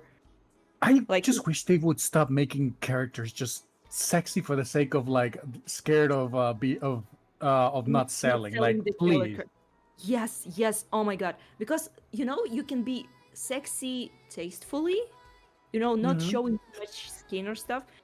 She can still be like showing some of her skin, but you know, it just. I like a lot of elements. I like her headwear. I like some symbols in The her headwear. design. Yeah, her Mhm. personality is really like great. Good. Yeah, but the top and the bottom, we could work with that, like a little bit put more. But also, she's like a 4-star, which is unfortunate because I can see that she could be like a wonderful 5-star character. The Yeah. potential is there. Hello, Also, Squawkers. Dragon- Welcome back. I had to use the bathroom so bad. Oh, I had cheese and I've been eating this like this French vanilla arroz con leche. And, Ah. and I needed to go potty real bad. Yeah, well, that will move your digestive tract quite well. Arroz con Oh. leche is like a gut mover. But I love it. It's so good. They didn't have It's the so they didn't have good. they didn't have the cinnamon raisin one, but the French vanilla is okay. Oh, the cinnamon and raisin one is goated though. I know, but they were sold out. Mm. Like I could put cinnamon on it, but it's not the same. It needs raisins. you have raisins in your cheese? No, not cheese. No. The cheese was something I ate separately, and then I was still a little bit peckish. So I have this. I had this little tub of rice pudding, a French vanilla rice pudding. And I was having that, and I'm like, yeah, this is really good. I wish it was cinnamon raisin, because cinnamon raisin rice pudding is so fucking good. Yeah. Okay. Oh. But yeah, no, I freaking needed to use the bathroom. It's okay. We were just talking Genshin designs and I how was listening. the French chef is very vulgar and all that, and I'm like, yes, she's vulgar. Sex brutal. Yeah. Yes. Yes. We just were yapping about design. And again, Kandake is really Oh, I heckin', wish more. heckin' Ada. So you know how I shared your art in Lily's Discord? Yeah. Someone replied and said maybe we could ping the pink thing. I pinged her before and then deleted because I was like, oh, I hope I'm not annoying. You can always at her. She loves sharing fan art. She'll share fan art. You should at her. I did. But I kind of was overthinking because I have anxiety and stuff. I was thinking, oh, maybe I shouldn't been paying her. Maybe she'll already have like a lot of pain. So maybe I'm weird. Maybe she doesn't like me. Maybe a person who doesn't know I'm exist ignoring me for purposeful. I'm sorry. I'm just being like that. I can always also just send it to her.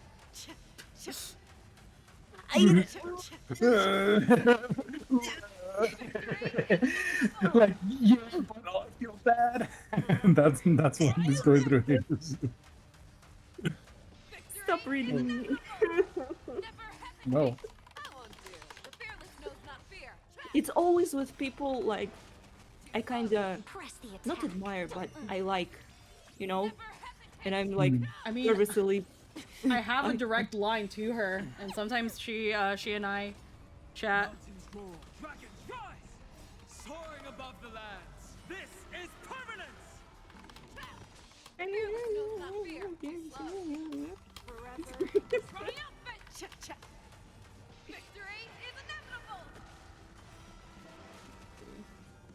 I start to sweat. I'm sorry. Because I got nervous.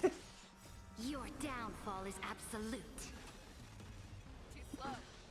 It's always like I don't know. It's a how to describe it. It's not like a crush, but oh man, I wish I was like a friend with that person. Oh, man. That's called admiration. Yeah. Well, Mm-hmm. There we go. I just DM'd her. Mhm, I just mhm. DM'd it to her.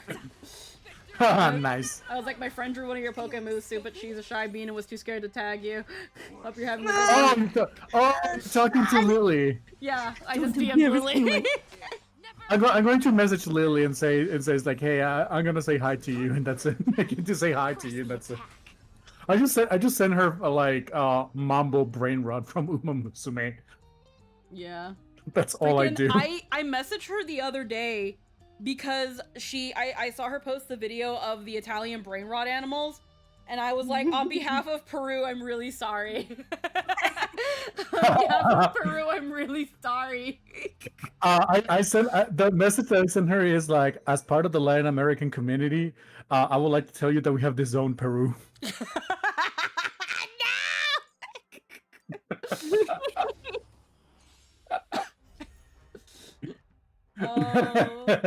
Peru is our adopted child. We will now Also, disown it. I sent her.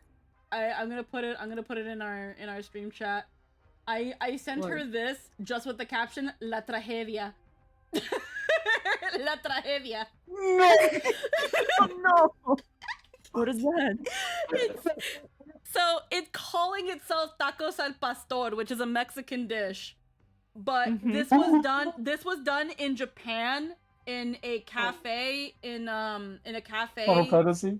A Final Fantasy 14 Eorzea cafe. So this is in Japan. Ooh. And what it is pita bread, tomato sauce, green peas, and mango, and they're calling it tacos al pastor. So I sent her this. I said la tragedia, and she said, "I'm gonna commit a crime."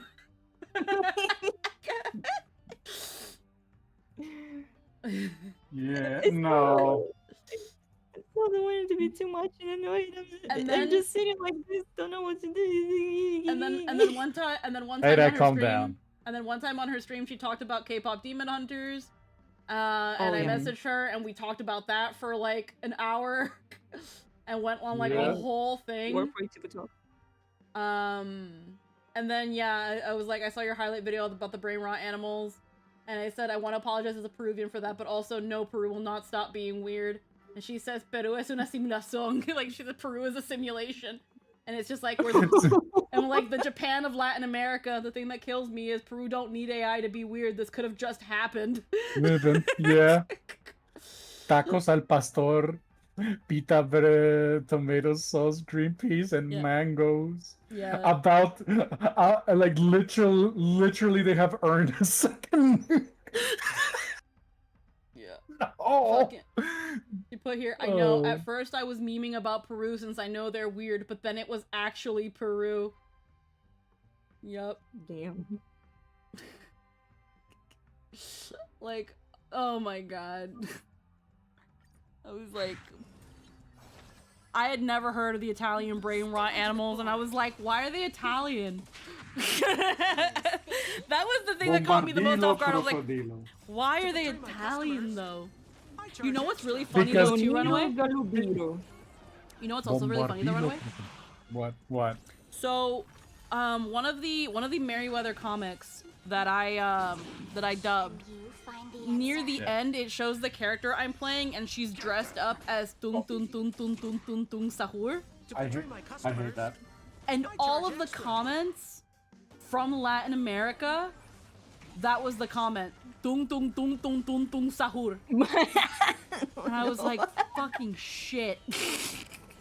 That's so very brain rot TikTok and stuff. It's, Yeah. oh god. You know what is worse? A fucking merch about him. Yeah. There's merch about them, yeah. There's also a Yep. game. There's also a game, yeah. Tung tung tung sahur. Oh, and they copyrighted it. Yep. Yep. Copyrighted the ice slope. The fact that they do like a whole like costume show though, and that it sells out, and like the kids are jamming to that shit, and then you got people selling plushies, and she was like, "That shit's in Spain. It's in Spain." It's in Russia. Yeah. That's. I was waiting for my mom to come back from a trip in Canada, and I was like eating like at a KFC, and it was pretty empty, and all I see is this fucking kid just being like tralalero tralala. But yeah, Lily, in my experiences with Lily, she is super, super sweet and always willing to talk. And I feel like she's like a lot of us Latinos, where she's like, don't be a stranger. Yeah. Where it's just like, even if it's, hey, this reminded me of you, it's like, we love that. we love those little like mini conversations and stuff.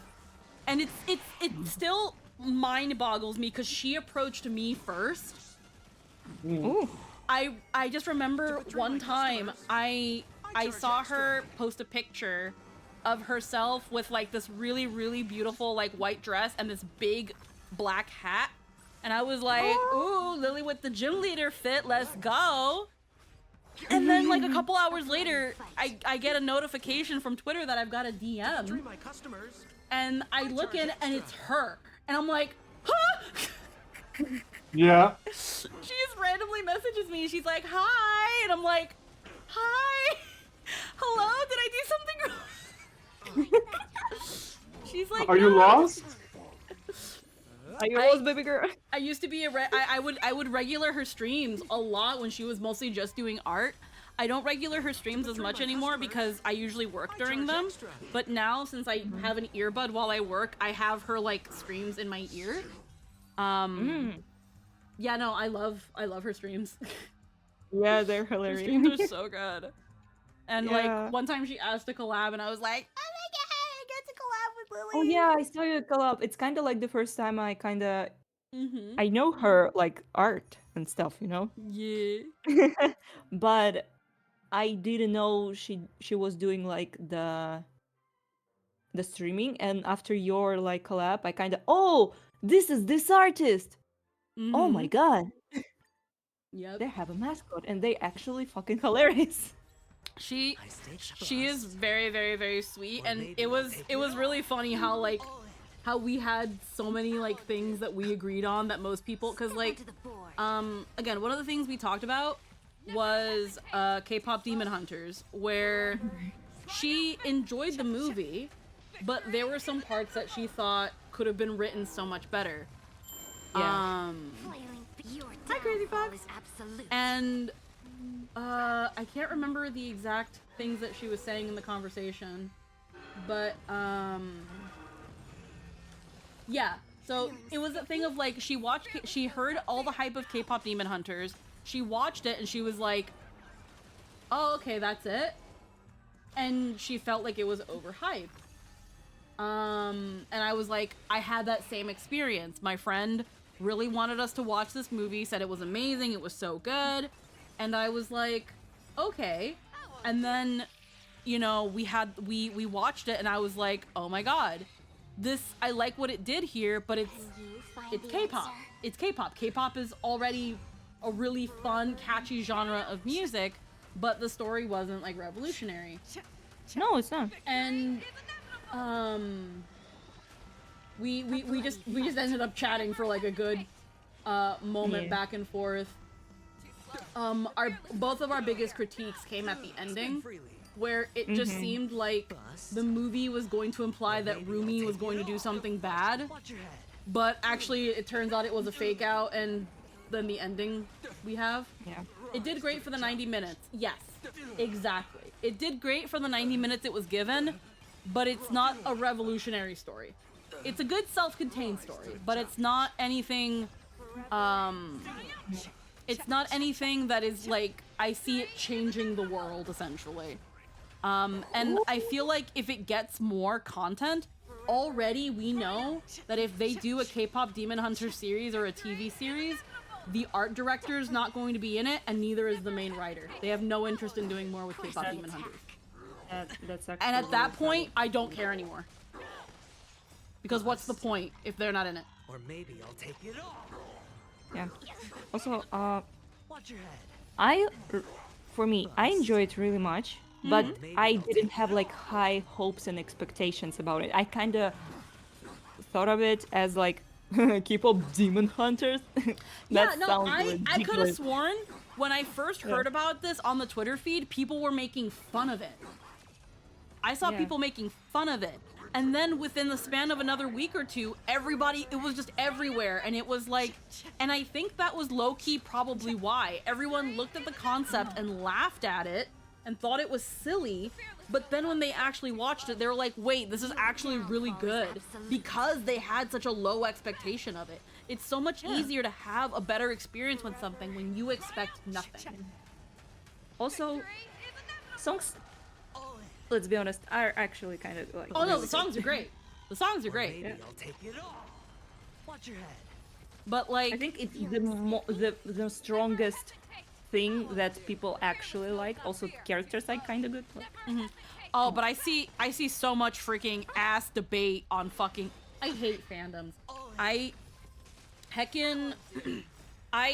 Anybody who follows me on Twitter will know that I recently quote retweeted a post that was saying that Polytrix is a better ship than Rumi and Genu because it was healthier and less toxic. And I was like, first off, why can't they just be friends? Why do y'all why you gotta make everything sexual with a fucking polycule? Why do we gotta do that? Why can't they just be friends? Why can't they just be found sisters? Or maybe I'll take You it don't all. understand shit. Like, that was something that I already was like, what the fuck? And then second, like, in the beginning of the movie, Rumi completely disregards Mira and Zoe, who just want to relax and have a break, and she pushes Golden way ahead of schedule. Just because she wants to get rid of those. Because she wants to get the Honmoon already so that she can stop having her patterns, when no one even said that that was gonna happen. That's all a huge maybe. Yeah. And she will be to die after that. Yeah. And freaking they start talking about how the Saja boys in the last month ruined Rumi's public image. First off, they were only around for 2 weeks. Second off, if you look at it from the view of the public, the general everyday person, the Saja boys didn't do anything. They were just a bunch of newcomers that came in, and every time they were trying to have their moment in the spotlight on TV, Huntrix had to appear and try to take it from them. And then literally try to kill them on TV. But I mean, there were instances also. Well, but for like, for here's the thing: as a viewer, as an actual viewer of the movie, you know why Huntrix is doing it. The Saja boys are demons. But if you look at it as a random K-pop fan in this world, the Saja boys blew up in popularity. They're having their 15 minutes of fame, and Huntrix keeps trying to be like, "Hi, we're here too. We crashed your game show. We crashed your autographs. We're here now too." And it's like, what are you doing? So well, and actually, in the they K-pop crashed on world, that their- is not good. Yeah. Actually, Saja boys crashed on their autograph. Okay, so they craft on the autograph one. The TV appearances are still pretty bad though. Well, TV appearances was actually the kind of the nominations of different K-pop groups. It wasn't like they were always on their heads. They only once did that. After that, that was like K-pop events, as someone who story was on K-pop fandom and Mhm. stuff. Mhm. Actually, a lot of different groups participate in different events, like big old collaboration and stuff. Also, they really wanted to include the K-pop Olympics in there. Mhm. Yes, it's a thing. Uh-huh. Yeah, and they wanted to make it like a big part of the story, but because they didn't have really much time, it didn't go through. That's why I think K-pop Demon Hunters would be much better as a series, because they already have like so much stories that you can play in the, there's 3 Demon Hunters, the main Mhm. villains, and literal like different K-pop shenanigans that also includes like mysticism and other stuff. That could be interesting. I Yeah. want the series just because I want to see what they could realize, what they couldn't in the Yeah. movie. Yes. Yeah. But again, But going back to things though, is the Saja boys are having their moment in the spotlight, and Huntrix is getting into them. That one scene where they like, where they were trying to sneak onto the set and they were like all in the latex and shit. They weren't Yeah. invited to that. They snuck in on that. Yeah. That's considered bad. Yeah. And then at the end of the day, that still doesn't ruin their image. And with the final battle, that whole concert and everything with the Saja boys and like the final battle against Guima, the public thought that was all part of the show. Yeah. So throughout the whole movie, Huntrix doesn't go through any backlash or public, the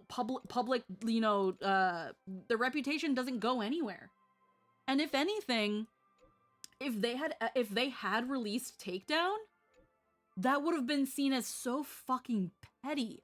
Because not only did they just release this single that was like topping the charts for a couple days, these new guys come in, now they're blowing up and they're everywhere, as we saw like with their world's TikTok equivalent, everyone's playing Soda Pop, and now they're super popular. And suddenly the K-pop group that they're kind of low-key dethroning right now releases a diss track? Yeah, that would be in real life. That's would be petty. Really petty. That's really fucking petty.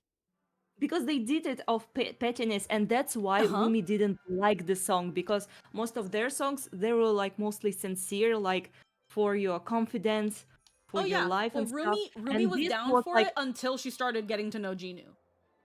That's Yeah, when she and was like, also- we can't release this song. It's actually really mean-spirited. Yeah, and also because she felt like this song wasn't like about the bad demons, it was actually about that she hated part of Yeah. herself. Exactly. And that was a thing too. It's like when Rumi looked at this song and how they were writing it, it's like Mira and Zoe don't know that she's a half demon. This song technically applies to her too. And she knows that demons have feelings. She is one.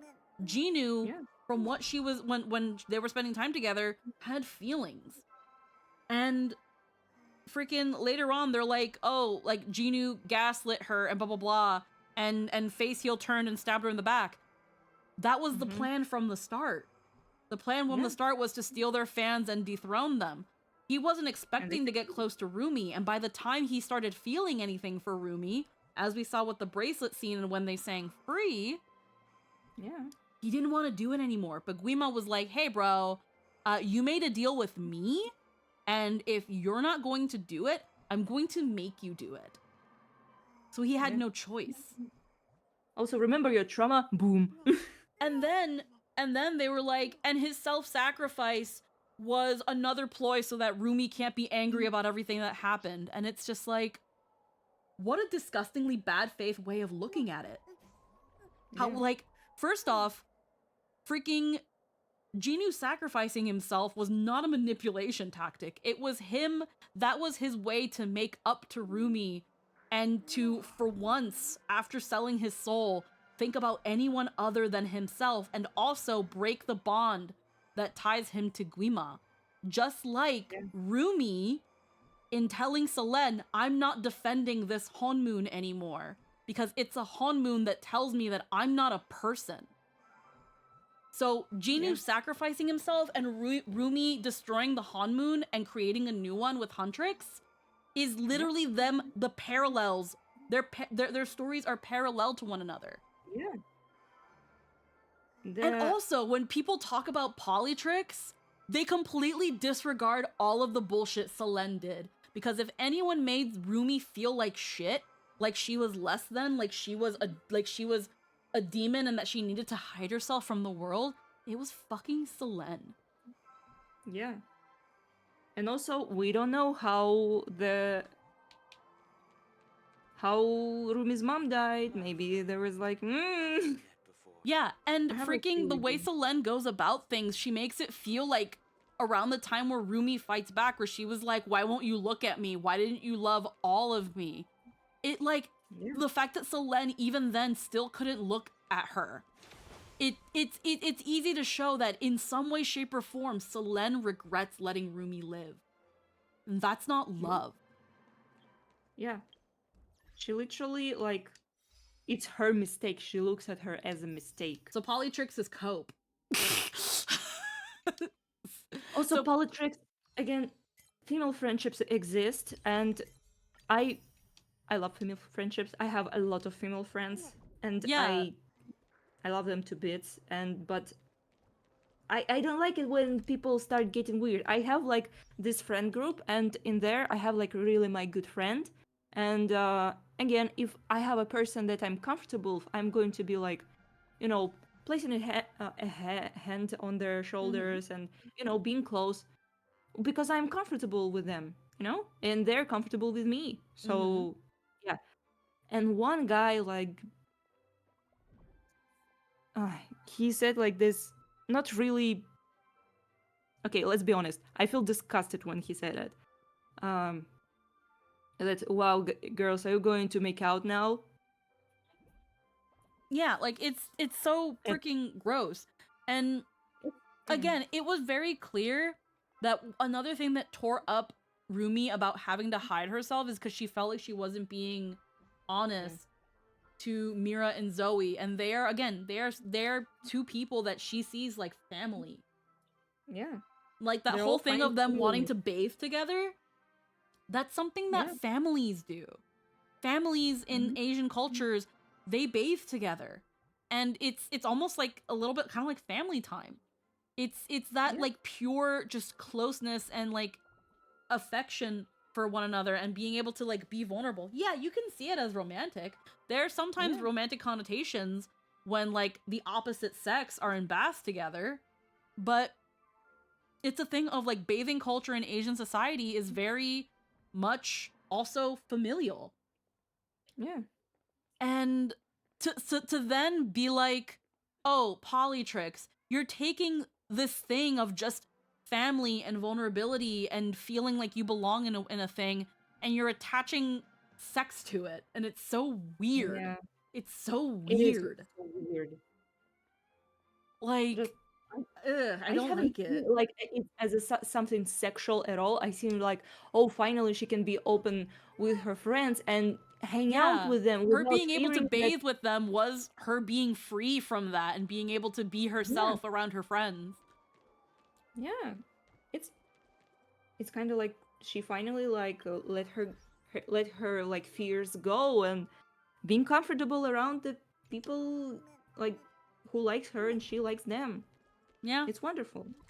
So I look at Polytrix and I hate it, and it's also that thing of like, bro, it's okay if you don't like Rumi and Genu. It's fine. It's just a ship. But can y'all touch grass? Why do y'all guys gotta come with the psychology and the buzzwords and gaslighting? Like, and then again, to completely hand wave actual generational trauma and abuse. Completely ignore everything Selene did because the man is actually the bad guy. It's like, come on. I can't with Also, y'all. yeah. That's why I don't Yeah, also- engage with fandoms. They be making me mad. Trust me, I'm in Genshin fandom. I know what is annoying people are. Oh yeah, I was gonna look at Don Hung's light cone. How many pulls do I have? We're at 2 pity No. because recently we got a light cone, which was Earthly Escapade. Yeah, this was Sparkle's light cone. Oh wow. We got 2 of them in the same 10 pull. So Earthly Escapade, and then it was reset to 1 pity, and then 3 pity. We got a second one. So now we're at 2 pity again. How many? I have a lot of things, but how many pulls? I know I have exactly 50 pulls in Whale Dust. And then I have 183 pulls in Shards, plus another 19 pulls. So 183 plus 19. I have 202 pulls. I can use my Star Rail passes. I don't mind that. So let's do a 10 pull. Let's see what we get. Nothing there. No shit. We got a Ting Yun, so we got a free pull back. Yeah. So we're gonna Whale Dust and get this pull back. Free pull. 10 warp. So after this, we're on 22 pity. And I don't think there was anything in here. Okay. So now we're at 20, 22. This brings us to 32. Nothing yet. 32. There was nothing in this one. Yeah. Asta, but we got a free pull. Free pull, yeah. Alrighty. This brings us to 42. Nothing. Nothing. We're getting a lot of Landau's Choice. Yeah. This gives us 52. Nothing. Nothing. Gives us this one. No. Yeah. Alright, let's do... It's pretty good. Yeah. 62. No. Nothing. Wow, we're not getting any luck here. Wow.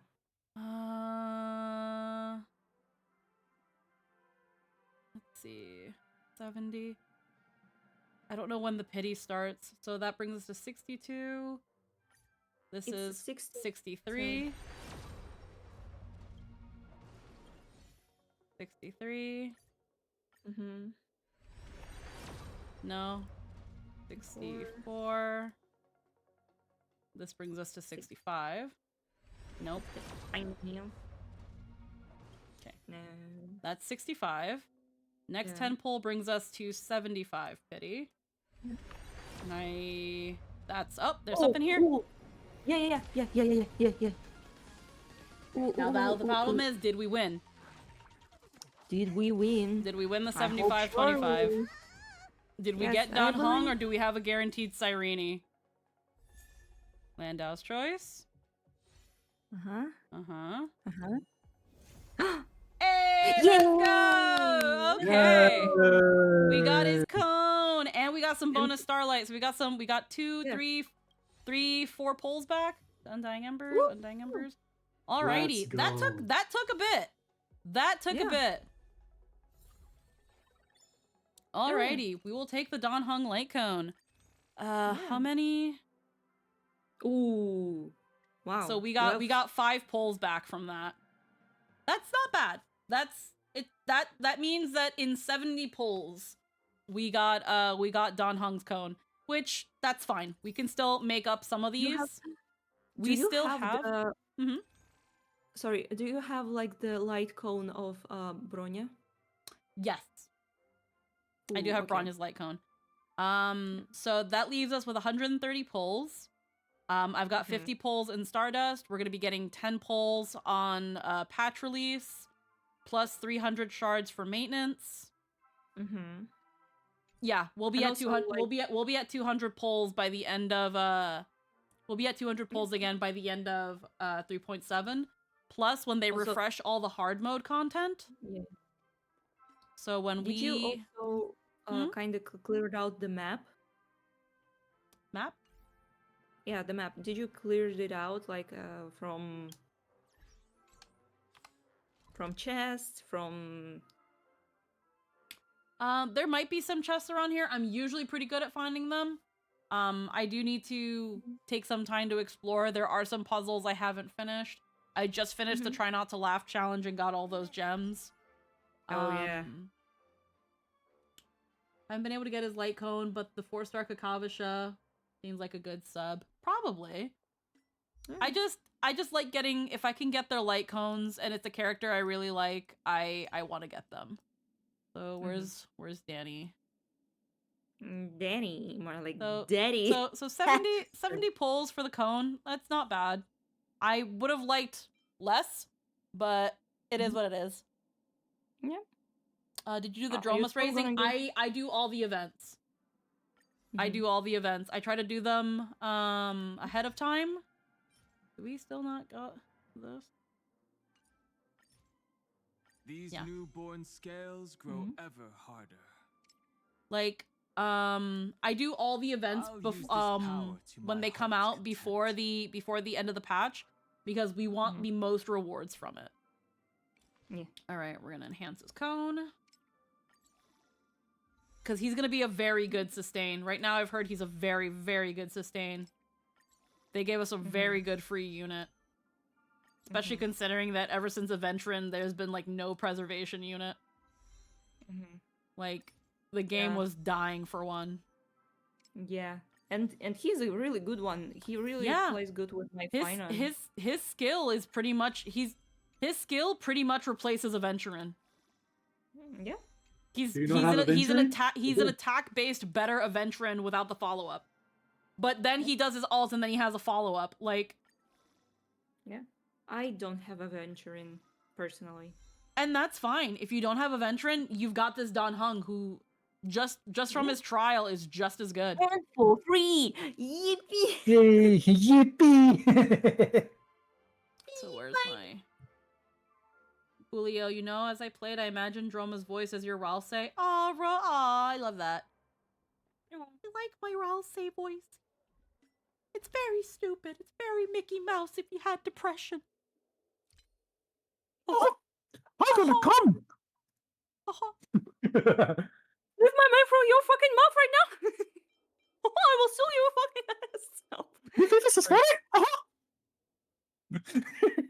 I will sue you forever! What do you mean Super Mario, huh? Susie took all of my Adderall and put it in a milkshake. That's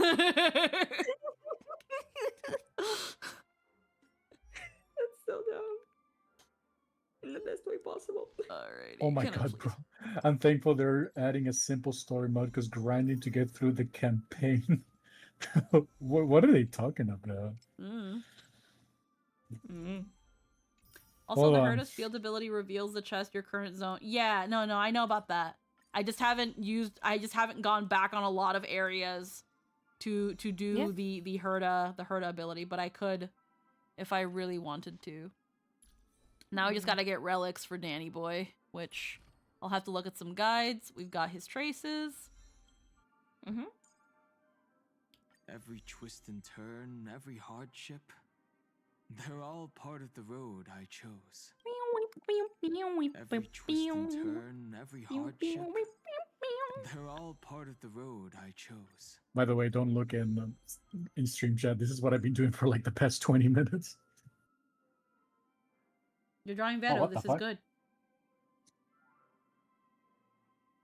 This is a good thing. I like when you draw Veto. Draw what? Dudu's been drawing. Stream chat. Oh, stream chat. Okay.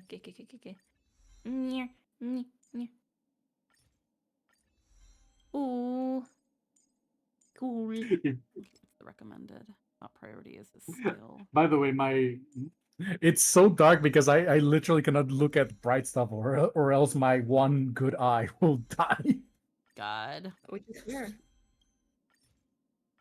Which is absolutely valid. Actually.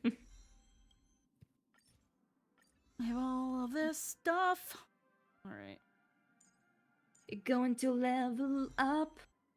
The precious boy. Actually, hold on. Oh, that's his secondary priority. I should be doing his ultimate. I That is not the word I'm looking for. I'm getting all his little tiny caca traces. Caca traces. Oh, just another day for Torbeck. Okay. Are you okay? Just another day for Torbeck. Torbeck. Nah, Torbeck has never felt this way before. Don't stop. Alrighty, what's going on here? The difference between lemons and lemon juice? What the fuck? What are you talking about? What mice on the carpet? They say that one thing came from the other, and this fucking horseshit. Here, I got. If you can find my little magic bag, you can do it. You can find. They have some creams there for your Polaroids.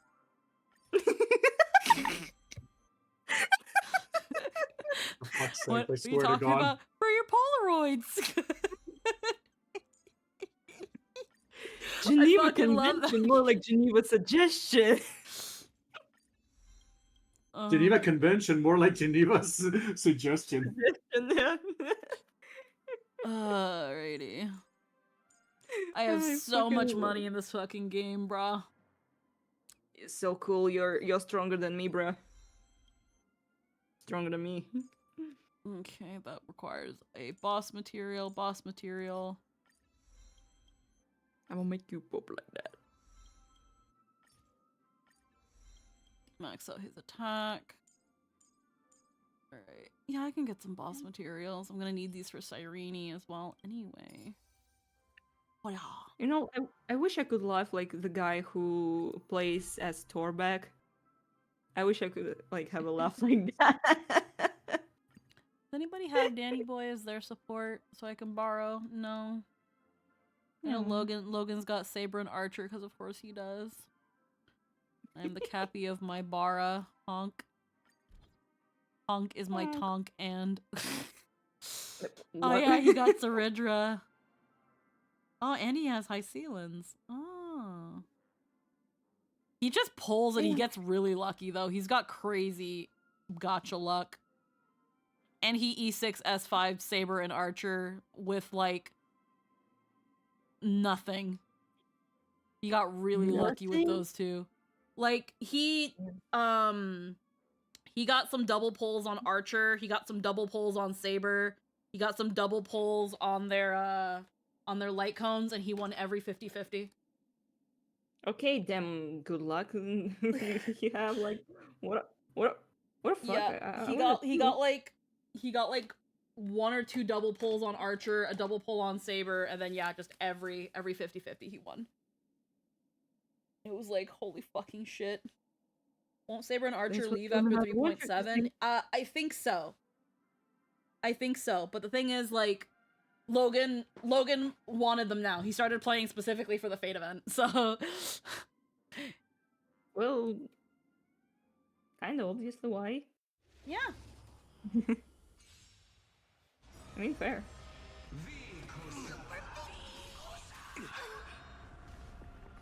Also, is this like Banner of Fate is forever? No. I think it's gonna be at the end of 3.7 or 3.8. It's gonna leave at some point, but it's gonna be around for a while longer. No rush. Oh shit! Emptying your mind. I still haven't got the Saber. Acquire Saber. I need her. I got Blade, so I have Saber at home. I haven't got the Blade, so no. Yeah, I lost the 50-50 on Blade, and then I think that's why I have a guaranteed Cyrene. Oh. Well, I got recently heard that. I can't remember. I know I got Kafka, and then I tried to pull for High Ceilings and I lost. Gucci Lulu. Chippy chippy chappa chappa ruby ruby raba raba. Dooby dooby boom boom boom boom. This is our brain rot. Yep.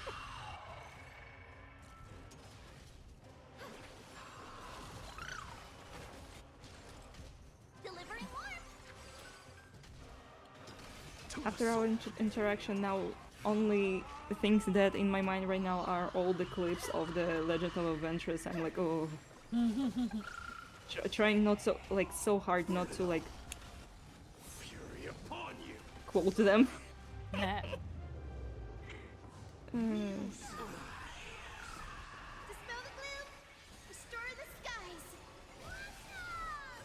wish I was funny like that. Redoing this boss is so long. I've just been letting the game play itself most of the time. Like that try not to laugh challenge, that was all auto battle. I didn't do shit. Yeah. The game plays itself, bro. Yeah. I was literally cooking while the game was playing itself. Yep. Which is wonderful. Which has really like saved me a lot of time. Yep. It's funny how the game acknowledges how much you have to farm now and is trying to streamline that process by just making the game play itself.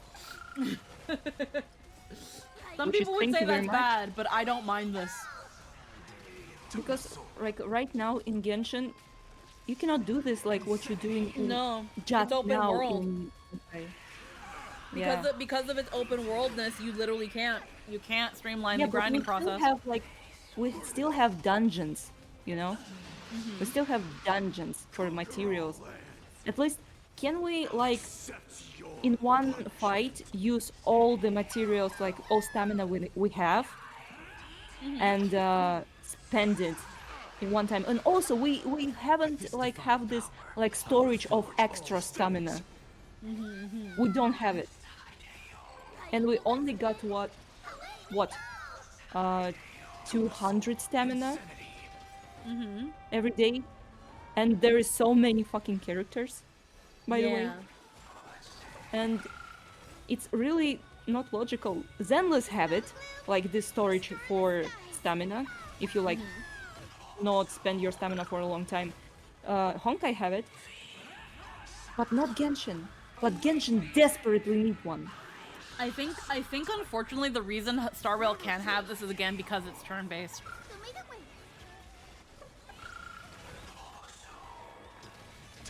Yeah, but Zenless Zone Zero have it, and it's not turn-based. Oh, okay. It's kind of like I understand. React. Okay. I don't know. Yeah. Yeah. It's just stupid decisions. I don't like it. Speaking of Laugh Challenge, do you plan to do another one at some point? I do, but here's the catch. So I talked about it before, but I don't mind talking about it again because the more I let people know, the better for me because it raises awareness. Sometime in November, I'm planning on doing a donathon. I'm planning on, because I still have 3 to 4 promised streams I still need to do. I still need to do a 24-hour stream. I still need to do an Elden Ring with heart rate monitor stream, and I still need to do an Epic the Musical karaoke stream. And I'm going to try to do all 3 of these in one big stream. But I'm also going to turn this into a donathon so that I can help, so that it will help me fund my projects. Because I have plenty of projects that I am in the process of planning and getting moving, but it's been very, very slow because of money. Now, I do have some individual incentives. I've got some goals. One thing that I'm going to be doing, and I'm going to be going to, I know Din is going to be one of the artists I'm going to go to. I want to work with some of my artist friends, so like you guys as well. I want to do this. So, do you guys know what an idol checky is? A checky? I know it's a checky, but idol checky? So, when people go see idols that they like, they're like those little Fuji Polaroids that they get from idols, and they write on them. Yeah. So what I want to do is I want to get little artworks, and I want to make little checkies out of them, so that when people donate a certain amount, and obviously I can't autograph and send them physical checkies, but I want to specifically sign and write them and then send it to whoever donates, so that and if they want to print it out or anything, they can. But they can get like a little idol checky, and not only will it be like art from my friends, so I'm also helping support my artist friends, but it's a reward for donating into the donathon. And That's actually really fun. I think it's a really cute little idea. Yeah. I'm just trying to find what's a good incentive amount, because I don't want to offer it for too much, but I also don't want to offer it for too little either. But I thought it was a really fun idea to kind of have these little kind of like these little fake VTuber Polaroids, and then like have them choose what Polaroid they want, and if they even want to collect them all because they like my artist friends, then the more they donate, then they just get more checkies. Ooh. Because that's something that I see, I saw a lot of people do with their favorite idols. They love collecting checkies of their idols. And again, the idols will write on them and autograph them and do little cute doodles on them. So I've got these cute little stickers, these cute little like digital stickers that that are inspired by these like idol checkies. And I want to like decorate them or draw on them myself and then like sign and stuff. And I think that'd be really cute. And they're like the size of a business card. So I've got like business card measurements.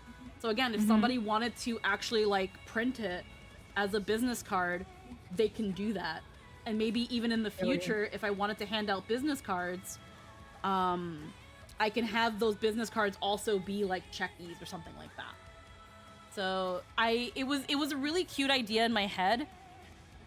I need to save up money though, so that I can go to people I want to work with for those sorts of things, because I think it would be really fun.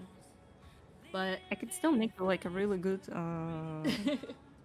sale, just so you won't spend like too much money, or you can spend it on anything else. It's more so I don't want to ask for free art. I know I tease Runaway a lot about it, but it's just that. Yeah. If I can pay people for art, I would very much like to. But right now I'm still paying off the mixer for my demo reel. Once I'm done paying him off, that opens up some usable income, because I've already paid off an artist for the art for one of the music videos I want to make. And that was a lot of money. That was a lot of money. Yeah. So that's where most of my stream and content creation earnings have been going into. But like I also mentioned, a lot of there have been times where my actual income, like my day job income, has had to fill some gaps because I'm only earning so much. So that's where I'm at right now. I'm trying to make sure I'm really spending responsibly. And I thought about the donathon as a way to, like, if people want to help out, not only are there donation incentives, but there's also goals. And one of the goals is another Funny Gummy You Laugh, You Lose. So that one is definitely in there. I also have things like chat ordering a pizza. So like we'll go on like a pizza delivery site, and chat picks out the toppings and style of pizza, and we place an order for that pizza. Oh. That is a terrible idea. I've seen some shit. You're gonna appear in the fucking like shorts of that like Papa Jones guy. He's like, what in the world was this? Like some of the things I've got here. I've spicy noodle karaoke, always be bringing people in. People love the spicy noodle karaoke. I've got like another one. I've got the spicy noodle ASMR. Ooh, ASMR. Oh the spicy noodle be like ASMR. Guys, we're going to eat the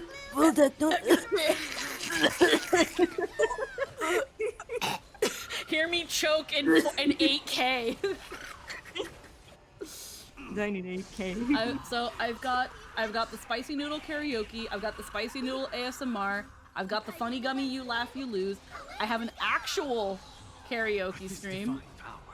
If I'm playing Elden Ring and we hit this goal, and I haven't taken a gummy yet, playing Elden Ring with the heart rate monitor and the funny gummy, so funny gummy Elden Ring. I've got chat orders a pizza. I've got some fun ideas. I've got some fun ideas. Yeah, you're fine. And then the bigger goals are like, hey, you guys have helped fund, you guys have helped fund a music video. You guys have funded a future merch collab with Uwu Market. If I want it, because I was thinking of collabing with, approaching Uwu Market with a collaboration. You guys fund cup art for if Waifu Wares ever chooses to collaborate with me for a cup. If we ever hit a certain goal, we might even fund an additional outfit for this model. So, like, things like that. Now, I'm not expecting us to hit these goals because it's quite a lot, especially considering November is getting close to the holidays. But, I don't know. You guys have gone freaking crazy before. So, who knows? Chat orders water and water and water and water. Maybe they will get into spirit of this Thanksgiving. Yeah, I don't know. Yeah. So that's some stuff I'm planning. I'm still thinking up some fun incentives to hopefully make people to incentivize people, but we're still in the process of getting all that done. I definitely want to have all my recording stuff done too, because I still have some recording work I need to do. The reason I decided to stream today instead of recording is because it's been a little bit since I've recorded on Sunday and I really wanted to record. But, yeah. Fucking...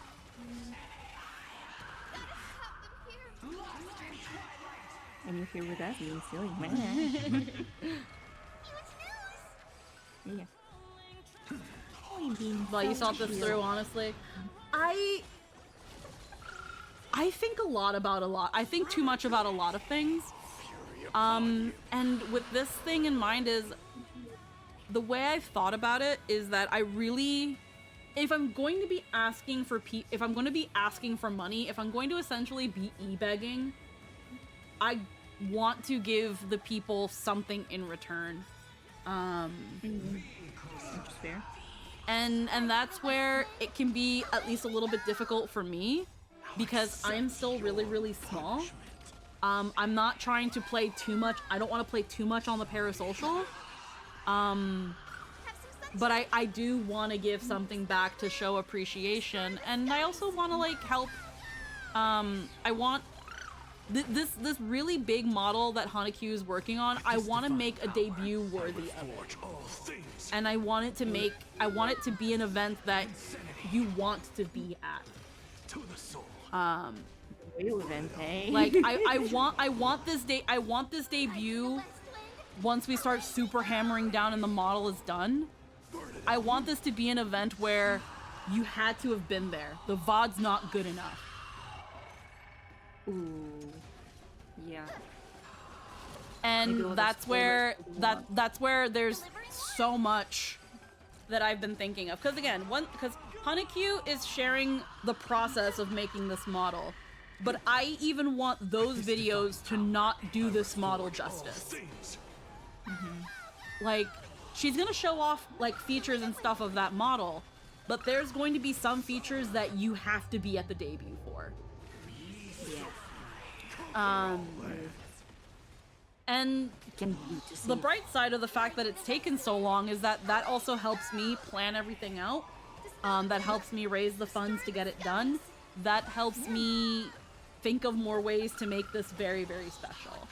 And also to grow the audience and to grow the channel, because I also know that, I'm not expecting to go viral here. I'm not expecting to go viral. I don't think I have viral material. I'm freaking crazy on my stream, but I don't super think I have what it takes to blow up because of one clip going crazy. I also know that, unfortunately, I don't play to the VTuber design meta of being very, very busy and showing skin. I just don't do it. I've had a lot of doubts about my model and my design and stuff, and I've talked about it before, so I won't rehash it all again. But I know that I don't play on the VTuber meta of essentially having a gacha design, and I think that's also why a lot of people look me over. It makes me very happy when I see people stay, not only because they like my model, but because they genuinely like me, because at the end of the day, that's what I go for. I want people to come here because they like me, because they like the vibe, because you like my friends, and you want to spend time with us. Not just because you think my model is pretty. You are But that's 80% of what the VTuber community is. And that's fine, because there is no VTuber, because I don't consider the VTuber community a thing that exists, nor a thing I want to be a part of. We're not real. We're not real, we're just in your head. Honestly, like, with all due respect and honesty, anyone after what has happened this fucking year, anyone who genuinely thinks that there is a community, that's cope. There is no community. It is a sphere. It is a sphere of subsets of friend groups and cliques. It is as much of a community as the fucking beauty guru community. I see that you're referring to something. I just don't know what you're referring to. Oh no, there's not. I'm not even referring to like a specific event. I'm talking about the culmination of events that have happened this year. There has been so many things that have come out that keep happening, that happen every freaking year, almost on a weekly basis. That if there was any sort of collectiveness and actual sense of community, this shouldn't be happening as regularly as it does. And the reason that it does is because there is no community. It's just a bunch of people who peaked in high school, who or haven't grown up or are still really young, being able to be the pretty person that they always wish they can be. And that's why so many people have such a problem with a lot of male VTubers too. And that's why male VTubers get a lot of shit. Because you got the ones that are like, hey, I get to be a hot guy now, so if I pretend I'm Corpse Husband and lower my voice, I'll get fucking poon. And it's like, no, that's not how that works. Oh, that's what I should been doing with my streams. Oh, guys, I need to be the living embodiment of vocal fry. Yeah. Like, nah, B. Yeah. Next stream, I'm going to be talking exactly like that. So, I don't even understand what happened the last couple of days. Too much has happened in the last couple of days. Too much. Oh, and I guess I haven't asked because heckin', but now there's a good little chunk of people. Hey guys, how do we feel about the lack of overlay? How do you guys feel about this? How do you feel about this whole thing we've got going on here? Yeah. Compared to, oh cool, you know, if I had the game on, that would really be compared to this. How do you guys feel about overlay versus no overlay? Has there been even more? There's always drama, dude. Yeah, it's Either always one's drama. fine. Lack of overlay is nice. Yeah, lack of overlay is nice. Good to know. Because what I think I might do whenever I do get to Elden Ring, I might play Elden Ring without the overlay. Right now, because we're so deep into Rebirth, I might continue with the overlay. Black is nice for these more chill streams. Yeah. Yeah, because I personally I like the overlay, but I've seen posts and I've seen discussions online where it seems to insinuate that some viewers tend to prefer no overlay. Yeah. and I'm trying to see where I can find the happy balance. Because like, let's say for example, I choose to phase out the overlay. I would hope that people don't mind that like my model and my friends' PNGs obscure certain things. I feel like for the main story, I might still want to go with overlays just so that we're not blocking like the subtitles and stuff, but I don't know. Okay. I'd have to really think about it. Because I do notice that less and less people are using overlays or use overlays for very specific things. And I'm just trying to find that happy middle, man. Like right now on this overlay, I think the only thing I don't have that I have here is that sub goal bar, which I might do away with, honestly, because I put it up there to kind of see how I felt about it, and low-key, I'm kind of not feeling it. So we might do away with that goal bar, and if we do decide to get away completely with the overlay, we'll just be like this. The chat will just be here in the way. And then yeah, just the Ko-fi thing and the ad timer in the upper corner there. So this is pretty much my overlayless overlay. My overlayless scene. So we might consider it. We might consider it. I might in the future. I don't know about Rebirth. I don't know about Rebirth. We've gotten this far not doing it for Rebirth. I might test it out. I might test it out for Rebirth on Monday. Huge might. Because I say huge might for Rebirth because I use a PNG for Rebirth. Because my model does not like playing along with Rebirth. So I will think about using no overlay for Rebirth, and I will see how overall reception is. I will be asking the question essentially on and off, do you guys like this or this? And see where it goes. Oh, Lily replied. She says, oh my god, I love it. That's great. So cute and pink. There you go. You have received notice. Thank you. Say thanks. You great. You cool.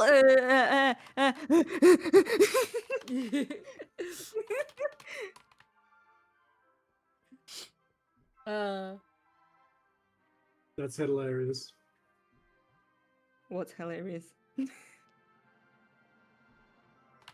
Wait, what? Wait, hold on. I just got something. Wait, hold on. What happened? Oh, okay. Okay. No, I got a DM about something. Oh. And I was like, wait, what? Oh shit. Don't scare me like that.